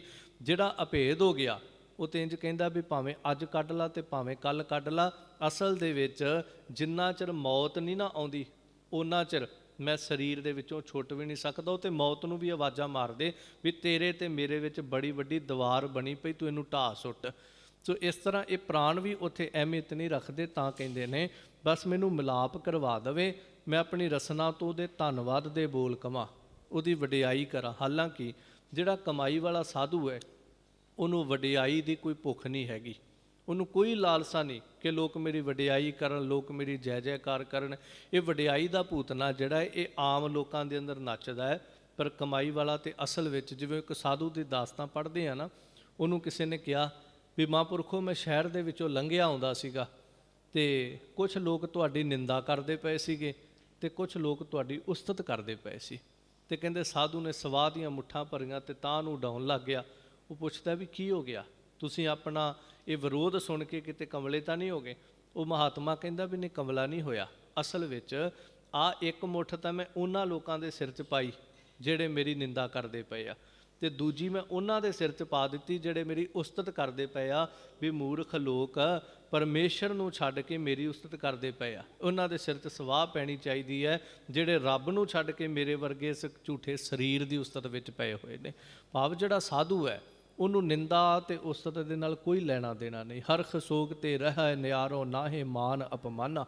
ਪਰ ਸਾਹਿਬ ਜੀ ਕਹਿੰਦੇ ਨੇ ਮੈਂ ਆਪਣਾ ਜਿਹੜਾ ਫਰਜ਼ ਸਮਝਦਿਆਂ ਹੋਇਆਂ ਉਹਦੀ ਵਡਿਆਈ, ਉਹਦੀ ਉਸਤਤ ਕਰਾਂ ਤੇ ਇਹ ਪ੍ਰਾਣ ਜਿਹੜੇ ਹਨ ਭੇਟਾ ਦੇ ਤੌਰ ਤੇ ਉਹਦੇ ਅੱਗੇ ਰੱਖ ਦੇਣੇ ਕਰਾਂਗਾ। ਰਹਾਓ ਠਹਿਰਾਓ ਦੇ ਕੇ ਕਿਰਪਾ ਕਰਦੇ, ਮਨ ਤਾਨ ਨਿਰਮਲ ਕਰਤ ਕੇ ਆਰੋ, ਹਰ ਸਿੰਚੈ ਸੁਧਾ ਸੰਜੋਰ। ਫਿਰ ਕਹਿੰਦੇ ਜਿਵੇਂ ਇੱਕ ਕਿਰਸਾਨ ਹੈ ਨਾ, ਤੇ ਆਪਾਂ ਨੂੰ ਪਤਾ ਹੈ ਜੇ ਤਾਂ ਸਾਰੀ ਜ਼ਮੀਨ ਨੂੰ ਬਿਨਾਂ ਕੋਈ ਕਿਆਰਾ ਬਣਾਏ ਤੋਂ ਪਾਣੀ ਛੱਡ ਦਈਏ ਤੇ ਉਹ ਪਾਣੀ ਫਿਰ ਜਾਂ ਤਾਂ ਇੱਕ ਪਾਸੇ ਖੜਾ ਹੋ ਜਾਏਗਾ ਜਾਂ ਕਿਸੇ ਥਾਂ ਤੇ ਪਹੁੰਚੇਗਾ, ਕਿਸੇ ਤੇ ਨਹੀਂ ਪਹੁੰਚੇਗਾ। ਸੋ ਸਿਆਣਾ ਕਿਰਸਾਨ ਜਿਹੜਾ ਫਿਰ ਉਹ ਕਿਆਰੇ ਬਣਾਉਂਦਾ ਤੇ ਇੱਕ ਇੱਕ ਕਿਆਰਾ ਵਾਰੀ ਵਾਰੀ ਭਰਦਾ ਹੈ, ਨਾ ਫਿਰ ਉਹ ਟੁੱਟਦਾ ਹੈ, ਨਾ ਉਹ ਇਸ ਤਰ੍ਹਾਂ ਹੁੰਦਾ ਵੀ ਕਿਤੇ ਪਾਣੀ ਲੱਗ ਗਿਆ ਜਾਂ ਕਿਤੇ ਪਾਣੀ ਨਾ ਲੱਗਾ। ਸੋ ਇਸ ਤਰ੍ਹਾਂ ਮਨ ਤੇ ਤਨ ਨੂੰ ਨਿਰਮਲ ਕਿਆਰੇ ਬਣਾਈਏ। ਭਾਵ ਕੀ ਹੈ, ਜੇ ਇਹਨੂੰ ਥੋੜ੍ਹਾ ਜਿਹਾ ਵਿਸਥਾਰ ਕਰ ਲਈਏ, ਅਸੀਂ ਅੱਜ ਇੱਕ ਗਲਤੀ ਕਰ ਰਹੇ ਹਾਂ। ਵੈਸੇ ਉਹਨੂੰ ਗਲਤੀ ਵੀ ਕਹਿ ਸਕਦੇ ਹਾਂ, ਜਾਂ ਚਲੋ ਗਲਤੀ ਕੱਢਣ ਦਾ ਤਾਂ ਇੱਕ ਇਹ ਵੀ ਅਰਥ ਹੁੰਦਾ ਨਾ, ਜਿਹੜਾ ਬਹੁਤ ਸਿਆਣਾ ਹੋਵੇ ਉਹ ਗਲਤੀ ਕੱਢਦਾ ਹੁੰਦਾ। ਅਸੀਂ ਸਿਆਣੇ ਨਹੀਂ ਬਹੁਤੇ ਵੀ ਅਸੀਂ ਕਿਸੇ 'ਚ ਗਲਤੀ ਕੱਢੀਏ। ਪਰ ਇਹ ਮਹਿਸੂਸ ਹੁੰਦਾ ਕਈ ਵਾਰ ਆਪਣੇ ਆਪ ਦੇ ਵਿੱਚ ਵੀ ਅਸੀਂ ਅੱਜ ਮਨ ਨੂੰ ਸਾਧਣ ਦੀ ਕੋਸ਼ਿਸ਼ ਕਰ ਰਹੇ ਹਾਂ, ਪਰ ਤਨ ਨੂੰ ਸਾਧਣ ਦੀ ਸਾਡੀ ਕੋਈ ਵੀ ਕੋਸ਼ਿਸ਼ ਹੈ ਨਹੀਂ। ਅਸੀਂ ਸਿੱਧੀ ਛਾਲ ਮਾਰਦੇ ਹਾਂ ਜੇ ਮਨ ਨਹੀਂ ਵਸ ਆਉਂਦਾ ਪਿਆ, ਮਨ ਨਹੀਂ ਕਾਬੂ ਹੁੰਦਾ ਪਿਆ, ਮਨ ਨਹੀਂ ਟਿਕਦਾ ਪਿਆ। ਭਾਵ ਇਹ ਹੈ ਕਿ ਮਨ ਤੇ ਬਹੁਤ ਅੱਗੇ ਵਾਲੀ ਚੀਜ਼ ਹੈ। ਤੇਰਾ ਤਨ ਟਿਕ ਗਿਆ, ਸਵਾਲ ਤੇ ਇਹ ਪੈਦਾ ਹੁੰਦਾ ਹੈ ਨਾ ਵੀ ਤੇਰਾ ਤਨ ਟਿਕ ਗਿਆ। ਜੇ ਤਨ ਟਿਕ ਗਿਆ ਫਿਰ ਮਨ ਨਹੀਂ ਟਿਕਦਾ, ਫਿਰ ਤਾਂ ਤੂੰ ਸਵਾਲ ਕਰ ਵੀ ਭਾਂਡਾ ਤੇ ਟਿਕ ਗਿਆ ਪਰ ਵਿੱਚ ਪਾਣੀ ਹਿੱਲੀ ਜਾਂਦਾ ਜੀ, ਇਹ ਗੱਲ ਸਮਝ ਨਹੀਂ ਆਉਂਦੀ ਪਈ। ਤੇ ਹੁਣ ਤੂੰ ਕਵੇਂ ਮੈਂ ਬਾਹਰੋਂ ਭਾਂਡੇ ਬਾਲਟੀ ਨੂੰ ਵੀ ਫੜ ਕੇ ਹਿਲਾਈ ਜਾਵਾਂ ਜ਼ੋਰ ਜ਼ੋਰ ਦੇ ਨਾਲ, ਤੇ ਫਿਰ ਸਵਾਲ ਕਰਾਂ ਗਿਆਨੀ ਜੀ ਇਹ ਪਾਣੀ ਕਿਉਂ ਨਹੀਂ ਟਿਕਦਾ ਪਿਆ? ਇਹ ਮੂਰਖਤਾ ਹੋ ਜਾਵੇਗੀ। ਨਾ ਸਾਡੀਆਂ ਅੱਖਾਂ ਸਾਡੇ ਵੱਸ ਵਿੱਚ, ਨਾ ਸਾਡੇ ਕੰਨ ਸਾਡੇ ਵੱਸ ਵਿੱਚ, ਨਾ ਜ਼ੁਬਾਨ ਵੱਸ ਦੇ ਵਿੱਚ, ਨਾ ਨਾਸਕਾ ਵੱਸ ਦੇ ਵਿੱਚ। ਭਾਵ ਹਾਲੇ ਤੱਕ ਸਰੀਰ ਤੇ ਸਾਡੇ ਵੱਸ ਵਿੱਚ ਹੋਇਆ ਨਹੀਂ, ਅੱਖਾਂ ਤੇ ਸਾਡੇ ਤੋਂ ਕੰਟਰੋਲ ਨਹੀਂ ਹੋਇਆ। ਚੰਗਾ ਭਲਾ ਘਰੇ ਬੈਠਾ ਬੰਦਾ ਕਹਿੰਦਾ ਵੀ ਥੋੜਾ ਬਾਜ਼ਾਰ ਹੀ ਗੇੜਾ ਕੱਢ ਆਈਏ, ਕਿਉਂ? ਕੋਈ ਕੰਮ ਹੈਗਾ? ਨਹੀਂ, ਕੰਮ ਤੇ ਕੋਈ ਨਹੀਂ ਆ। ਫਿਰ ਜਾਣਾ ਕੀ ਕਰਨਾ? ਬਸ ਲੋਕ ਵੇਖ ਆਵਾਂਗੇ। ਇਹ ਅੱਖਾਂ ਦਾ ਸਵਾਦ ਹੀ ਹੈ, ਹੋਰ ਕੀ ਹੈ? ਬੈਠਾ ਬੈਠਾ ਗਾਣੇ ਨਿੰਦਾ ਸੁਣੀ ਜਾ ਰਿਹਾ, ਇਹ ਕੰਨਾਂ ਦਾ ਸਵਾਦ ਹੀ ਹੈ। ਹਾਲੇ ਤੱਕ ਇਹਨਾਂ ਇੰਦਰੀਆਂ ਤੇ ਤੇਰਾ ਵਸ ਹੋਇਆ ਨਹੀਂ, ਤੇ ਤੂੰ ਕਹਿੰਦਾ ਜੀ ਮੇਰਾ ਮਨ ਤੇ ਵਸ ਨਹੀਂ ਹੁੰਦਾ ਪਿਆ। ਮਨ ਦੀਆਂ ਖੇਡਾਂ ਗੁਰਮੁਖਾ ਬਹੁਤ ਅੱਗੇ ਦੀਆਂ ਨੇ। ਪਹਿਲਾਂ ਇੰਨਾ ਕੁ ਤੇ ਕਰ ਲਾ ਨਾ ਜਿਹੜਾ ਤੇਰੇ ਸਾਹਮਣੇ। ਮਨ ਤੇ ਤੇਰੇ ਹੱਥ ਵਿੱਚ ਹੈਗਾ ਜਾਂ ਨਹੀਂ ਹੈਗਾ ਇਹ ਤੇ ਬਾਅਦ ਦੀ ਗੱਲ ਹੈ ਨਾ, ਪਰ ਜਿਹੜੀ ਚੀਜ਼ ਤੇਰੇ ਹੱਥ ਵਿੱਚ ਆ ਉਹਨੂੰ ਤਾਂ ਸਾਫ਼ ਕਰ ਲਾ ਨਾ। ਇੱਕ ਭਾਂਡਾ ਹੱਥ 'ਚ ਫੜਿਆ ਉਹਨੂੰ ਤੂੰ ਮਾਂਜਦਾ ਨਹੀਂ ਪਿਆ, ਤੇ ਇੱਕ ਭਾਂਡਾ ਰਸੋਈ ਦੇ ਵਿੱਚ ਉੱਤੇ ਪਿਆ ਹੋਇਆ ਸਪੀਲ ਦੇ ਉੱਤੇ, ਉਹਨੂੰ ਤੂੰ ਕਹਿੰਦਾ ਵੀ ਮੈਨੂੰ ਥੱਲੇ ਲਾ ਦਿਓ ਮੈਂ ਮਾਂਜਣਾ ਚਾਹੁੰਦਾ ਵਾਂ। ਇਹ ਮੂਰਖਤਾ ਹੋਏਗੀ। ਸੋ ਇਸ ਤਰ੍ਹਾਂ ਸਾਹਿਬ ਕਹਿੰਦੇ ਮਨ ਤੇ ਤਨ ਨੂੰ ਕਿਆਰੇ ਬਣਾ। ਜਿਵੇਂ ਪਹਿਲਾਂ ਇੱਕ ਕਿਆਰੇ ਨੂੰ ਪਾਣੀ ਲੱਗਦਾ ਫਿਰ ਦੂਜੇ ਨੂੰ ਲੱਗਦਾ, ਪਹਿਲਾਂ ਤੂੰ ਤਨ ਦੇ ਉੱਤੇ ਥੋੜਾ ਜਿਹਾ ਕੰਟਰੋਲ ਕਰ, ਆਪਣਾ ਜ਼ੁਬਾਨ ਦੇ ਖਾਣ ਤੇ ਕੰਟਰੋਲ ਕਰ, ਜ਼ੁਬਾਨ ਦੇ ਬੋਲਣ ਤੇ ਕੰਟਰੋਲ ਕਰ, ਕੰਨਾਂ ਦੇ ਸੁਣਨ ਤੇ, ਅੱਖਾਂ ਦੇ ਵੇਖਣ ਤੇ ਥੋੜਾ ਜਿਹਾ ਸੰਕੋਚ ਕਰ। ਇਹਨਾਂ ਅੱਖਾਂ ਨੂੰ ਕਦੀ ਹਲੂਣਾ ਦਿਆ ਕਰ ਬਹਿ ਕੇ ਕਿ ਇਹ ਨੇਤਰੋ ਮੇਰੇ ਹੋ, ਹਰ ਤੁਮ ਮਹਿ ਜੋਤ ਧਰੀ, ਹਰ ਬਿਨ ਅਵਰ ਨਾ ਦੇਖੋ ਕੋਈ। ਜਦੋਂ ਇਹ ਵੇਖਣ ਲੱਗਣ ਸੰਸਾਰ ਨੂੰ ਵਾਸ਼ਨਾ ਗ੍ਰਸ ਹੋ ਕੇ, ਤੇ ਇਹਨਾਂ ਨੂੰ ਥੋੜਾ ਜਿਹਾ ਮਿੱਠੀ ਜੀ ਚਪੇੜ ਮਾਰਿਆ ਕਰ। ਜਦੋਂ ਕੰਨ ਗਾਣੇ ਸੁਣਨ ਨੂੰ ਉਤਾਵਲੇ ਹੁੰਦੇ ਹੋਣ ਤੇ ਇਹਨਾਂ ਨੂੰ ਕਿਹਾ ਕਰ, ਇਹ ਸ਼ਰਵਣ ਹੋ ਮੇਰੇ ਹੋ, ਸਾਚਾ ਸੁਣਨ ਨੂੰ ਪਠਾਏ, ਕਿ ਤੁਹਾਨੂੰ ਕਿਹੜੇ ਕੰਮ ਵਾਸਤੇ ਭੇਜਿਆ ਤੇ ਕਰਦੇ ਤੁਸੀਂ ਕੀ ਪਏ ਜੇ। ਥੋੜਾ ਦਾਬਾ ਮਾਰ ਲਿਆ ਕਰ, ਸ਼ਾਇਦ ਕਿਤੇ ਟਿਕ ਜਾਣ, ਕਿਤੇ ਆਖੇ ਲੱਗ ਜਾਣ। ਤਾਂ ਸਾਹਿਬ ਕਹਿੰਦੇ ਪਹਿਲਾਂ ਤਨ ਨੂੰ ਥੋੜਾ ਨਿਰਮਲ ਕਿਆਰਾ ਬਣਾ, ਇਹਨੂੰ ਸਾਫ਼ ਕਰ, ਇਹਦੇ ਵਿੱਚੋਂ ਜਿਹੜਾ ਘਾਹ ਉੱਗਿਆ ਇਹਨੂੰ ਸਾਫ਼ ਕਰ, ਕੱਢਣਾ ਕਰ। ਫਿਰ ਮਨ ਦੇ ਕਿਆਰੇ ਨੂੰ ਵੀ ਨਿਰਮਲ ਕਰ। ਫਿਰ ਕੀ ਕਰੇ, ਜਦੋਂ ਕਿਆਰਾ ਸਾਫ਼ ਹੋ ਜਾਂਦਾ ਚੰਗੀ ਤਰ੍ਹਾਂ, ਉਹਦੇ 'ਚੋਂ ਸਭ ਘਾਹ ਬੂਟੀ ਪੁੱਟ ਦਿੱਤੀ ਜਾਂਦੀ, ਫਿਰ ਸਿਆਣਾ ਕਿਰਸਾਨ ਉਹਦੇ 'ਚ ਬੀਜ ਬੀਜਦਾ, ਫਿਰ ਇਕੱਲਾ ਉਹੀ ਬੀਜ ਉੱਗਦਾ। ਤੇ ਜੇ ਹੁਣ ਘਾਹ ਨਾਲ ਭਰੇ ਕਿਆਰੇ ਦੇ ਵਿੱਚ ਤੁਸੀਂ ਬੀਜ ਸੁੱਟ ਦਿਓ ਤੇ ਮੈਨੂੰ ਲੱਗਦਾ ਵੀ ਫਸਲ ਦੇ ਨਾਲੋਂ ਵੱਡਾ ਤਾਂ ਨਦੀਨ ਹੋਇਆ ਪਿਆ ਹੁੰਦਾ। ਸੋ ਅਸੀਂ ਕੀ ਕਰ ਰਹੇ ਹਾਂ, ਮਿਹਨਤ ਕਰ ਰਹੇ ਹਾਂ, ਕਿਤੇ ਨਾ ਕਿਤੇ ਅਸੀਂ ਮਿਹਨਤ ਕਰ ਰਹੇ ਹਾਂ ਸਾਰੇ ਲੋਕ। ਪਰ ਦੁੱਖ ਇਸ ਗੱਲ ਦਾ ਹੈ ਵੀ ਜਿਵੇਂ ਪਾਣੀ ਤੇ ਲੱਗ ਰਿਹਾ, ਸਪਰੇਅ ਵੀ ਹੋ ਰਹੀ ਹੈ, ਪਰ ਜਿਹੜੀ ਨਾਲ ਨਦੀਨ ਉੱਗਿਆ ਪਿਆ ਜਿਹੜਾ, ਉਹਨੂੰ ਵੀ ਬਰਾਬਰ ਖੁਰਾਕ ਮਿਲੀ ਜਾਂਦੀ, ਉਹ ਵੀ ਉਨਾ ਹੀ ਵਧੀ ਜਾ ਰਿਹਾ। ਮੈਂ ਇੱਕ ਦਿਨ ਸ਼ਾਇਦ ਜ਼ਿਕਰ ਵੀ ਕੀਤਾ ਸੀ, ਆਪ ਰੋਜ਼ ਸੰਗਤ ਨਵੇਂ ਤੋਂ ਨਵੇਂ ਸਰੀਰ ਆਉਂਦੇ ਹੋ, ਮੈਂ ਇੱਕ ਦਿਨ ਇੱਥੇ ਜ਼ਿਕਰ ਕੀਤਾ ਸੀ ਵੀ ਸਾਡੀ ਜ਼ਿੰਦਗੀ ਦੀ ਮਿਹਨਤ ਜਿਹੜੀ ਹੈ ਨਾ ਧਰਮ ਦੀ ਦੁਨੀਆ ਅੰਦਰ, ਉਹ ਸਾਨੂੰ ਪਾਵਰ ਮਿਲ ਰਹੀ ਹੈ, ਪਰ ਉਹ ਪਾਵਰ ਸਾਡੇ ਅੰਦਰਲੇ ਹੀ ਐਬਾਂ ਨੂੰ ਵਧਾਈ ਜਾ ਰਹੀ ਹੈ। ਪਾਵਰ ਮਿਲ ਰਹੀ, ਜਦੋਂ ਅਸੀਂ ਧਰਮ ਦੇ ਕਰਮ ਕਰ ਰਹੇ ਹਾਂ ਨਾ, ਹੁਣ ਐਨਰਜੀ ਮਿਲਦੀ ਹੈ। ਜਿਵੇਂ ਹੁਣ ਤੁਸੀਂ ਪ੍ਰਸ਼ਾਦਾ ਛਕਿਆ, ਪ੍ਰਸ਼ਾਦੇ ਦਾ ਤਾਂ ਇੰਨਾ ਹੀ ਕੰਮ ਹੈ ਨਾ ਵੀ ਉਹਨੇ ਤੁਹਾਨੂੰ ਤਾਕਤ ਦੇਣੀ ਹੈ, ਤੇ ਪ੍ਰਸ਼ਾਦੇ ਨੇ ਇਹ ਤਾਂ ਨਹੀਂ ਦੱਸਣਾ ਵੀ ਇਸ ਤਾਕਤ ਦੇ ਨਾਲ ਤੂੰ ਚੰਗਾ ਕਰਨਾ ਜਾਂ ਮਾੜਾ ਕਰਨਾ। ਉਹਨੇ ਤੁਹਾਡੇ ਸਰੀਰ 'ਚ ਐਨਰਜੀ ਦੇ ਦਿੱਤੀ। ਜਦੋਂ ਬੰਦਾ ਧਰਮ ਦਾ ਕਰਮ ਕਰਦਾ, ਸਿਮਰਨ ਦੀ ਗੱਲ ਨਹੀਂ ਕਰਦਾ, ਸਿਮਰਨ ਅਗਲੀ ਅਵਸਥਾ ਹੈ। ਜਦੋਂ ਅਸੀਂ ਧਰਮ ਦਾ ਕਰਮ ਕਰਦੇ ਹਾਂ, ਛੋਟੇ ਮੋਟੇ ਧਰਮ ਦੇ ਜਿੰਨੇ ਵੀ ਕਰਮ ਅਸੀਂ ਕਰਦੇ ਹਾਂ, ਉਹ ਸਾਨੂੰ ਅੰਦਰ ਇੱਕ ਆਤਮਿਕ ਤਾਕਤ ਦੇ ਦਿੰਦੇ ਨੇ। ਉਸ ਤੋਂ ਬਾਅਦ ਡਿਪੈਂਡ ਇਹ ਕਰਦਾ ਹੁੰਦਾ ਵੀ ਅਸੀਂ ਉਸ ਆਤਮਿਕ ਤਾਕਤ ਦੇ ਨਾਲ ਕੀ ਕਰਨਾ।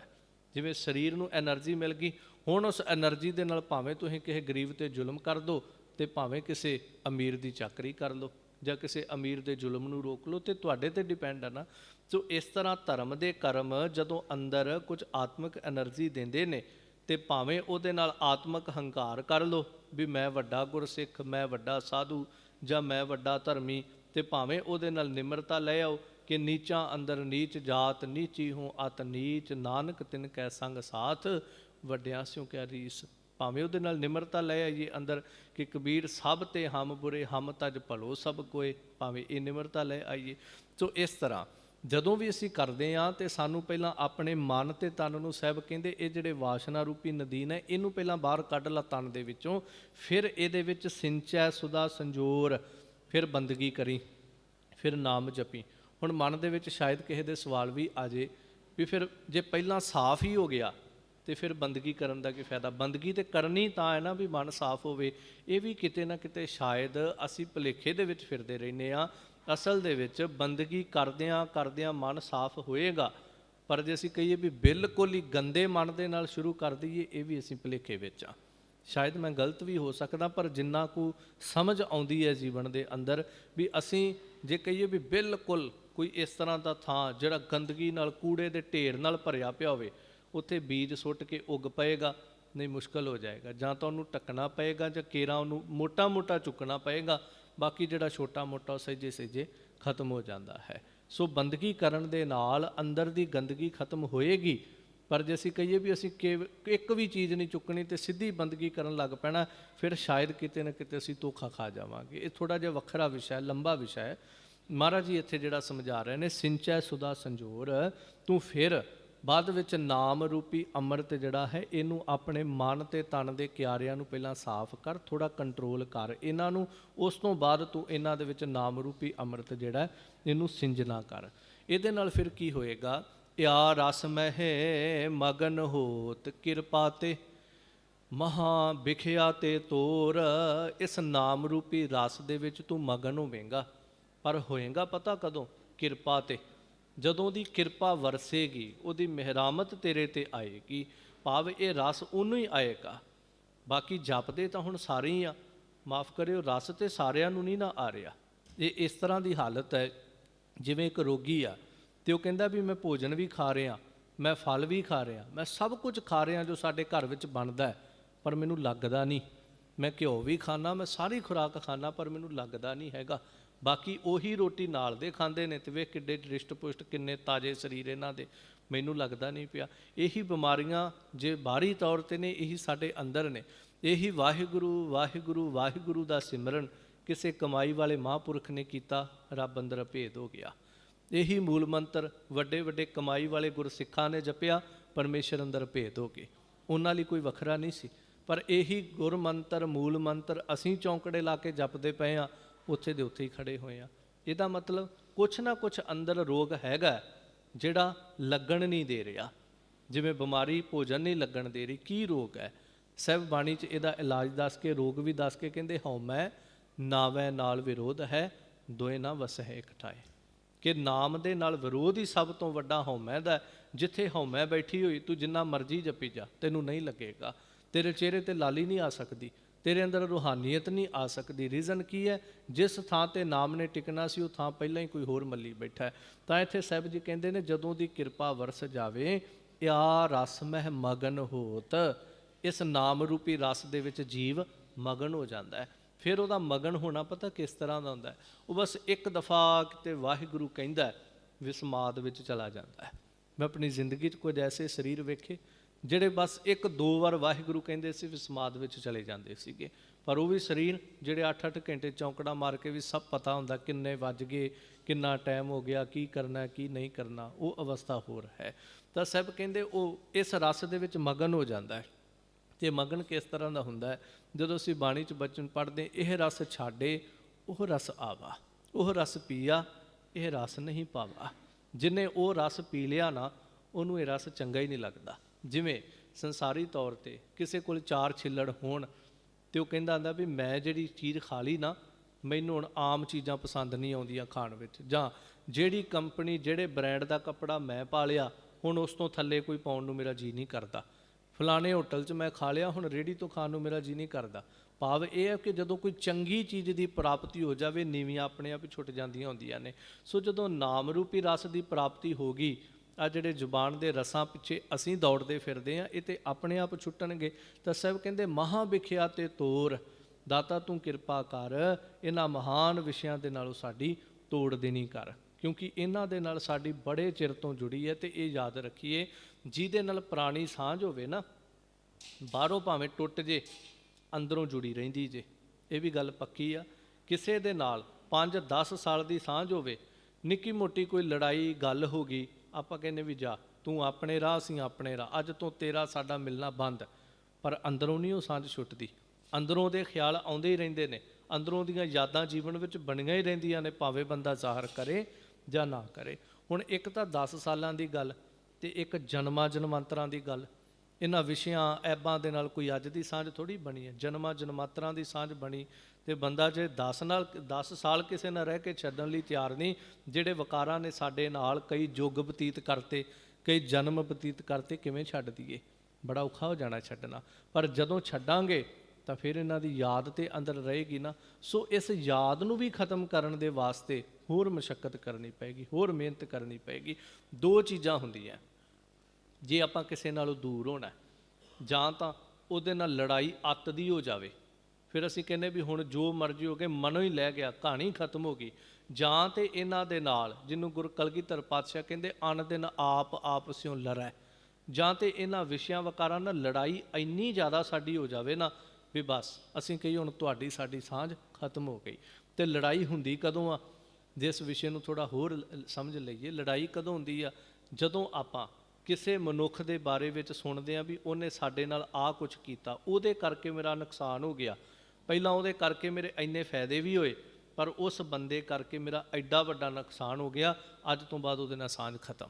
ਉਦੋਂ ਹੀ ਲੜਾਈ ਹੁੰਦੀ ਨਾ ਵੀ ਤੂੰ ਮੇਰਾ ਨੁਕਸਾਨ ਕੀਤਾ, ਨਹੀਂ ਤਾਂ ਮੈਂ ਤੇਰੇ ਨਾਲ ਲੜਨਾ ਨਹੀਂ ਸੀ, ਤੂੰ ਮੈਨੂੰ ਘਾਟਾ ਪਾਇਆ। ਜਦੋਂ ਅਸੀਂ ਬਹਿ ਕੇ ਕਦੀ ਵਿਚਾਰ ਕਰਾਂਗੇ ਵੀ ਇਸ ਕ੍ਰੋਧ ਕਰਕੇ, ਇਸ ਲੋਭ ਕਰਕੇ, ਇਸ ਕਾਮ ਕਰਕੇ ਮੇਰਾ ਕਿੰਨਾ ਵੱਡਾ ਨੁਕਸਾਨ ਹੋਇਆ, ਅੱਜ ਤੱਕ ਛੋਟਾ ਮੋਟਾ ਤਾਂ ਨਹੀਂ ਨਾ ਹੋਇਆ। ਇਸ ਲੋਭ ਨੇ, ਇਸ ਕਾਮ ਨੇ ਕਿੰਨਾ ਵੱਡਾ ਨੁਕਸਾਨ ਦਿੱਤਾ ਹੈ ਜ਼ਿੰਦਗੀ 'ਚ।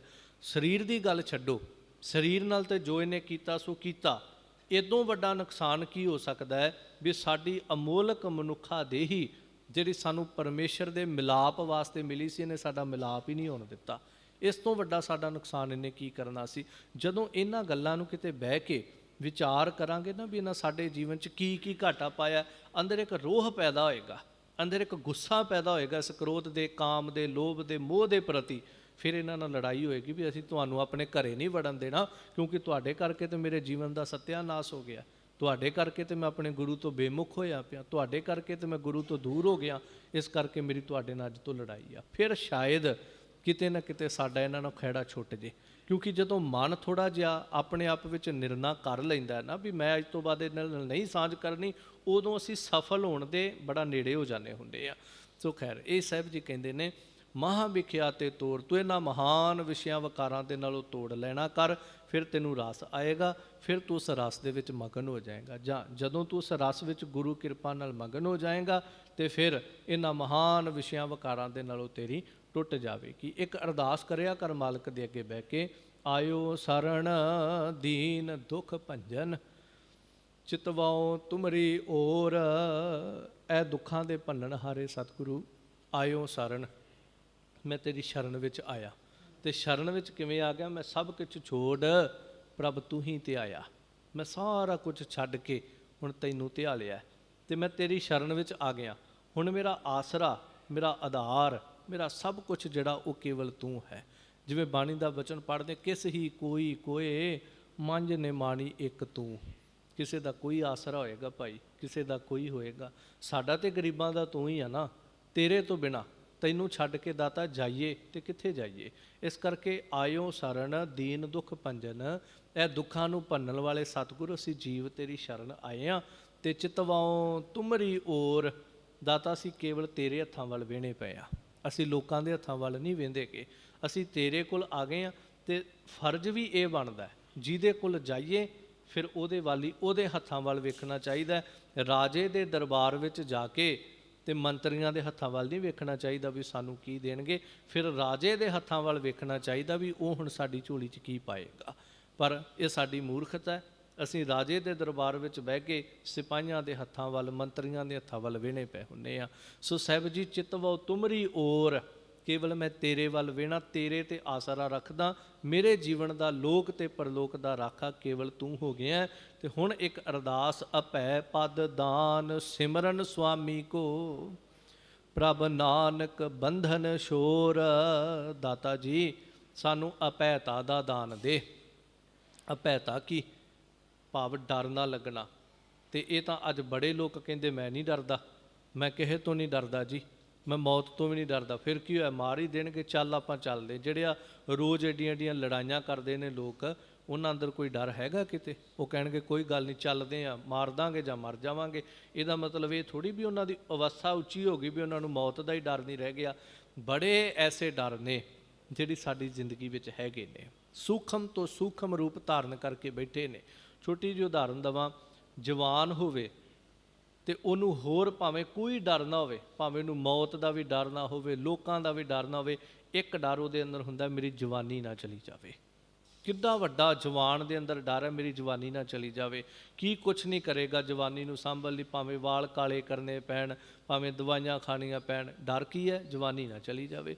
ਜਿਸ ਬੰਦੇ ਕੋਲ ਕੋਈ ਰੁਤਬਾ ਹੋਵੇ, ਕੋਈ ਅਹੁਦਾ ਹੋਵੇ, ਉਹਨੂੰ ਕਿੰਨਾ ਵੀ ਨਿੱਗਰ ਨਾ ਪਵੇ, ਉਹ ਕਹੇਗਾ ਮੇਰਾ ਅਹੁਦਾ ਨਾ ਚਲਾ ਜੇ, ਮੇਰਾ ਰੁਤਬਾ ਨਾ ਚਲਾ ਜਾਵੇ। ਇਹ ਡਰ ਨਹੀਂ ਤੇ ਹੋਰ ਕੀ ਹੈ ਮਨੁੱਖ ਦੇ ਅੰਦਰ? ਜਿਸ ਦੇ ਕੋਲ ਸੁਹੱਪਣ ਹੈ ਉਹਦੇ ਅੰਦਰ ਡਰ ਹੈ, ਮੇਰਾ ਸੁਹੱਪਣ ਨਾ ਚਲਾ ਜਾਵੇ, ਰੰਗ ਗੋਰਾ ਕਿਤੇ ਕਾਲਾ ਨਾ ਹੋ ਜਾਵੇ, ਮਹਿੰਗੀਆਂ ਤੋਂ ਮਹਿੰਗੀਆਂ ਕਰੀਮਾਂ ਬੰਦਾ ਲਾਏਗਾ। ਇਹ ਡਰ ਹੀ ਹੈ, ਹੋਰ ਇਹ ਕੀ ਹੈ? ਬੜੇ ਛੋਟੇ ਛੋਟੇ ਵੱਡੇ ਵੱਡੇ ਡਰ ਨੇ ਸਾਡੀ ਜ਼ਿੰਦਗੀ ਅੰਦਰ, ਜਿਹੜੇ ਇੱਕ ਇੱਕ ਕਦਮ 'ਤੇ ਸਾਨੂੰ ਵਿਆਪਦੇ ਨੇ, ਪਰ ਅਸੀਂ ਕਦੀ ਇੰਨੀ ਬਰੀਕੀ ਦੇ ਨਾਲ ਧਿਆਨ ਹੀ ਨਹੀਂ ਦਿੰਦੇ ਵੀ ਸਾਡੇ ਜੀਵਨ 'ਚ ਡਰ ਕਿਹੜੇ ਕਿਹੜੇ ਨੇ। ਅਸੀਂ ਸਮਝਦੇ ਬਸ ਇੱਕ ਮੌਤ ਹੀ ਹੈ, ਮੈਂ ਮੌਤ ਤੋਂ ਡਰਦਾ ਨਹੀਂ ਜੀ, ਇਹਦਾ ਮਤਲਬ ਪਤਾ ਨਹੀਂ ਮੈਂ ਕਿੱਡਾ ਕੁ ਸਾਧੂ ਹੋ ਗਿਆ। ਦਾਤਾ ਸਾਨੂੰ ਅਭੈਤਾ ਦਾ ਦਾਨ ਦੇ, ਸਾਨੂੰ ਜਮਾਂ ਦਾ ਡਰ ਖਤਮ ਹੋ ਜਾਏ, ਸਾਨੂੰ ਇਸ ਸਰੀਰ ਦੇ ਖੁੱਸ ਜਾਣ ਦਾ ਡਰ ਖਤਮ ਹੋ ਜਾਏ, ਸਾਨੂੰ ਮਾਣ ਅਪਮਾਨ ਵਾਲਾ ਡਰ ਖਤਮ ਹੋ ਜਾਏ। ਕੋਈ ਮੇਰਾ ਅਪਮਾਨ ਨਾ ਕਰ ਜੇ, ਇਹ ਵੀ ਇੱਕ ਡਰ ਹੀ ਹੈ। ਕੋਈ ਬੇਇੱਜ਼ਤੀ ਨਾ ਕਰ ਦੇਵੇ, ਇਹ ਵੀ ਇੱਕ ਡਰ ਹੀ ਹੈ। ਤੇ ਮੇਰਾ ਜਿਹੜਾ ਬਣਿਆ ਹੋਇਆ ਅਹੁਦਾ ਰੁਤਬਾ ਖਤਮ ਨਾ ਹੋ ਜਾਏ। ਮੇਰੇ ਸਾਰੇ ਡਰ ਜਿਹੜੇ ਨੇ ਉਹ ਇਸ ਤਰ੍ਹਾਂ ਖਤਮ ਕਰ ਦੇ, ਕੋਈ ਭਲਾ ਕਹੋ ਭਾਵੇਂ ਬੁਰਾ ਕਹੋ, हम तन दियो है ढार, अब हम चली ठाकुर पैहार। इस तरह मेरे डर खत्म हो जाਣ। अभै पद दान, ये जड़ा अभैता दा पद है ना, ਤੇ ਫਿਰ ਦਾਨ ਸਿਮਰਨ ਸੁਆਮੀ ਕੋ, ਇਹ ਤਾਂ ਇੱਕ ਅਭੈਤਾ ਰੂਪੀ ਜਿਹੜਾ ਪਦ ਹੈ ਇਹ ਦਾਨ ਵਿੱਚ ਦੇ ਦੇ, ਤੇ ਦੂਜਾ ਦਾਨ ਸਿਮਰਨ ਸੁਆਮੀ ਕੋ, ਦਾਨਾ ਸਿਰਦਾਨ ਨਾਮਦਾਨ। ਜਿਹੜਾ ਤੇਰਾ ਨਾਮਦਾਨ ਹੈ ਨਾ, ਉਹ ਨਾਮ ਸਾਨੂੰ ਦਾਨ ਰੂਪ ਵਿੱਚ ਸਤਿਗੁਰੂ ਪਾਤਸ਼ਾਹ ਸੁਆਮੀ ਕੋ, ਉਹ ਕਰਤੇ ਪਰਮੇਸ਼ਰ ਦਾ ਜਿਹੜਾ ਨਾਮ ਹੈ ਉਹ ਸਾਨੂੰ ਦਾਨ ਰੂਪ ਦੇ ਵਿੱਚ ਦੇ ਦੇ। ਪ੍ਰਭ ਨਾਨਕ ਬੰਧਨ ਛੋਰ, ਤੇ ਦਾਤਾ ਤੇਰਾ ਸੁਭਾਅ ਹੈ ਸਤਿਗੁਰ ਸਿੱਖ ਕੇ ਬੰਧਨ ਘਟ ਹੈ, ਗੁਰ ਕਾ ਸਿੱਖ ਬੇਕਾਰ ਤੇ ਹਟ ਹੈ। ਦਾਤਾ ਜੀ ਇਹ ਸਾਡੇ ਸਾਰੇ ਬੰਧਨ ਜਿਹੜੇ ਹਨ ਇਹਨਾਂ ਨੂੰ ਤੋੜ ਦੇਣਾ ਕਰ, ਇਹਨਾਂ ਨੂੰ ਖਤਮ ਕਰ ਦੇਣਾ ਕਰ। ਇਹ ਮਹਾਰਾਜ ਸਾਹਿਬ ਜੀ ਨੇ ਅੱਜ ਤਰਸ ਮਿਹਰਾਮਤ ਦੇ ਘਰ ਵਿੱਚ ਆ ਕੇ ਸਮਝਾਇਆ ਹੈ। ਕਿਰਪਾਲੂ ਪਰਮੇਸ਼ਰ ਜੀ, ਸਾਡੇ ਅੰਦਰ ਤੇਰੇ ਮਿਲਣ ਦੀ ਤਾਂਘ ਪੈਦਾ ਹੋਈ ਹੈ।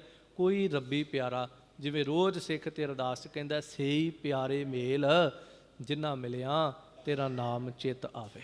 ਉੱਥੇ ਤਾਂ ਨਹੀਂ ਕਹਿੰਦੇ ਹੁੰਦੇ ਵੀ ਸਾਨੂੰ ਸੇਖੀ ਮੇਲ ਜਿਨ੍ਹਾਂ ਨੂੰ ਮਿਲ ਕੇ ਤੇਰਾ ਨਾਮ ਚੇਤਾ ਆਵੇ, ਨਹੀਂ, ਸਹੀ ਪਿਆਰੇ ਮੇਲ ਹੈ। ਔਰ ਪਿਆਰਾ ਕਿਸੇ ਵੀ ਤਰ੍ਹਾਂ ਦਾ ਹੋ ਸਕਦਾ, ਕਿਸੇ ਵੀ ਧਰਮ ਦਾ ਹੋ ਸਕਦਾ, ਕਿਸੇ ਵੀ ਮਜ਼ਹਬ ਦਾ ਹੋ ਸਕਦਾ। ਬਸ ਗੱਲ ਇਹ ਹੈ ਸਾਡੇ ਅੰਦਰ ਦੀ ਨਾਮ ਵਾਲੀ ਜਿਹੜੀ ਭੁੱਖ ਹੈ ਤੇ ਤੇਰੇ ਰਸਤੇ ਤੇ ਮਿਲਾਪ ਵਾਲੀ ਜਿਹੜੀ ਭੁੱਖ ਹੈ, ਇਹਨੂੰ ਖਤਮ ਕਰਨ ਦੀ ਸਮਰੱਥਾ ਰੱਖਦਾ ਹੋਵੇ। ਇਹ ਮਹਾਰਾਜ ਨੇ ਅੱਜ ਸਾਨੂੰ ਸਮਝਾਇਆ ਹੈ। ਸੋ ਭੁੱਲਾਂ ਦੀ ਖਿਮਾ ਸਮਾਂ ਇਜਾਜ਼ਤ ਨਹੀਂ ਦੇਵੇਗਾ। ਅੱਗੇ ਮਹਾਰਾਜ ਕਿਰਪਾ ਕਰਨ, ਸਭਨਾਂ ਦਾ ਆਇਆ ਦਰ ਪ੍ਰਵਾਨ ਕਰਕੇ ਆਪਣੀਆਂ ਮਿਹਰਾਮਤਾਂ ਦਾ ਹੱਥ ਸਿਰ ਤੇ ਰੱਖ ਕੇ ਨਿਵਾਜਣਾ ਕਰਨ, ਸਮੱਤ ਦੀ ਦਾਤ ਬਖਸ਼ ਕੇ ਨਿਵਾਜਣਾ ਕਰਨ। ਆਇਓ ਸਰਣ ਦੀਨ ਦੁਖ ਭੰਜਨ, ਚਿਤਵਾਓ ਤੁਮਰੀ ਓਰ, ਅਪੈ ਪਦ ਦਾਨ ਸਿਮਰਨ ਸੁਆਮੀ ਕੋ, ਪ੍ਰਭ ਨਾਨਕ ਬੰਧਨ ਛੋਰ। ਵਾਹਿਗੁਰੂ ਜੀ ਕਾ ਖਾਲਸਾ, ਵਾਹਿਗੁਰੂ ਜੀ ਕੀ ਫਤਿਹ।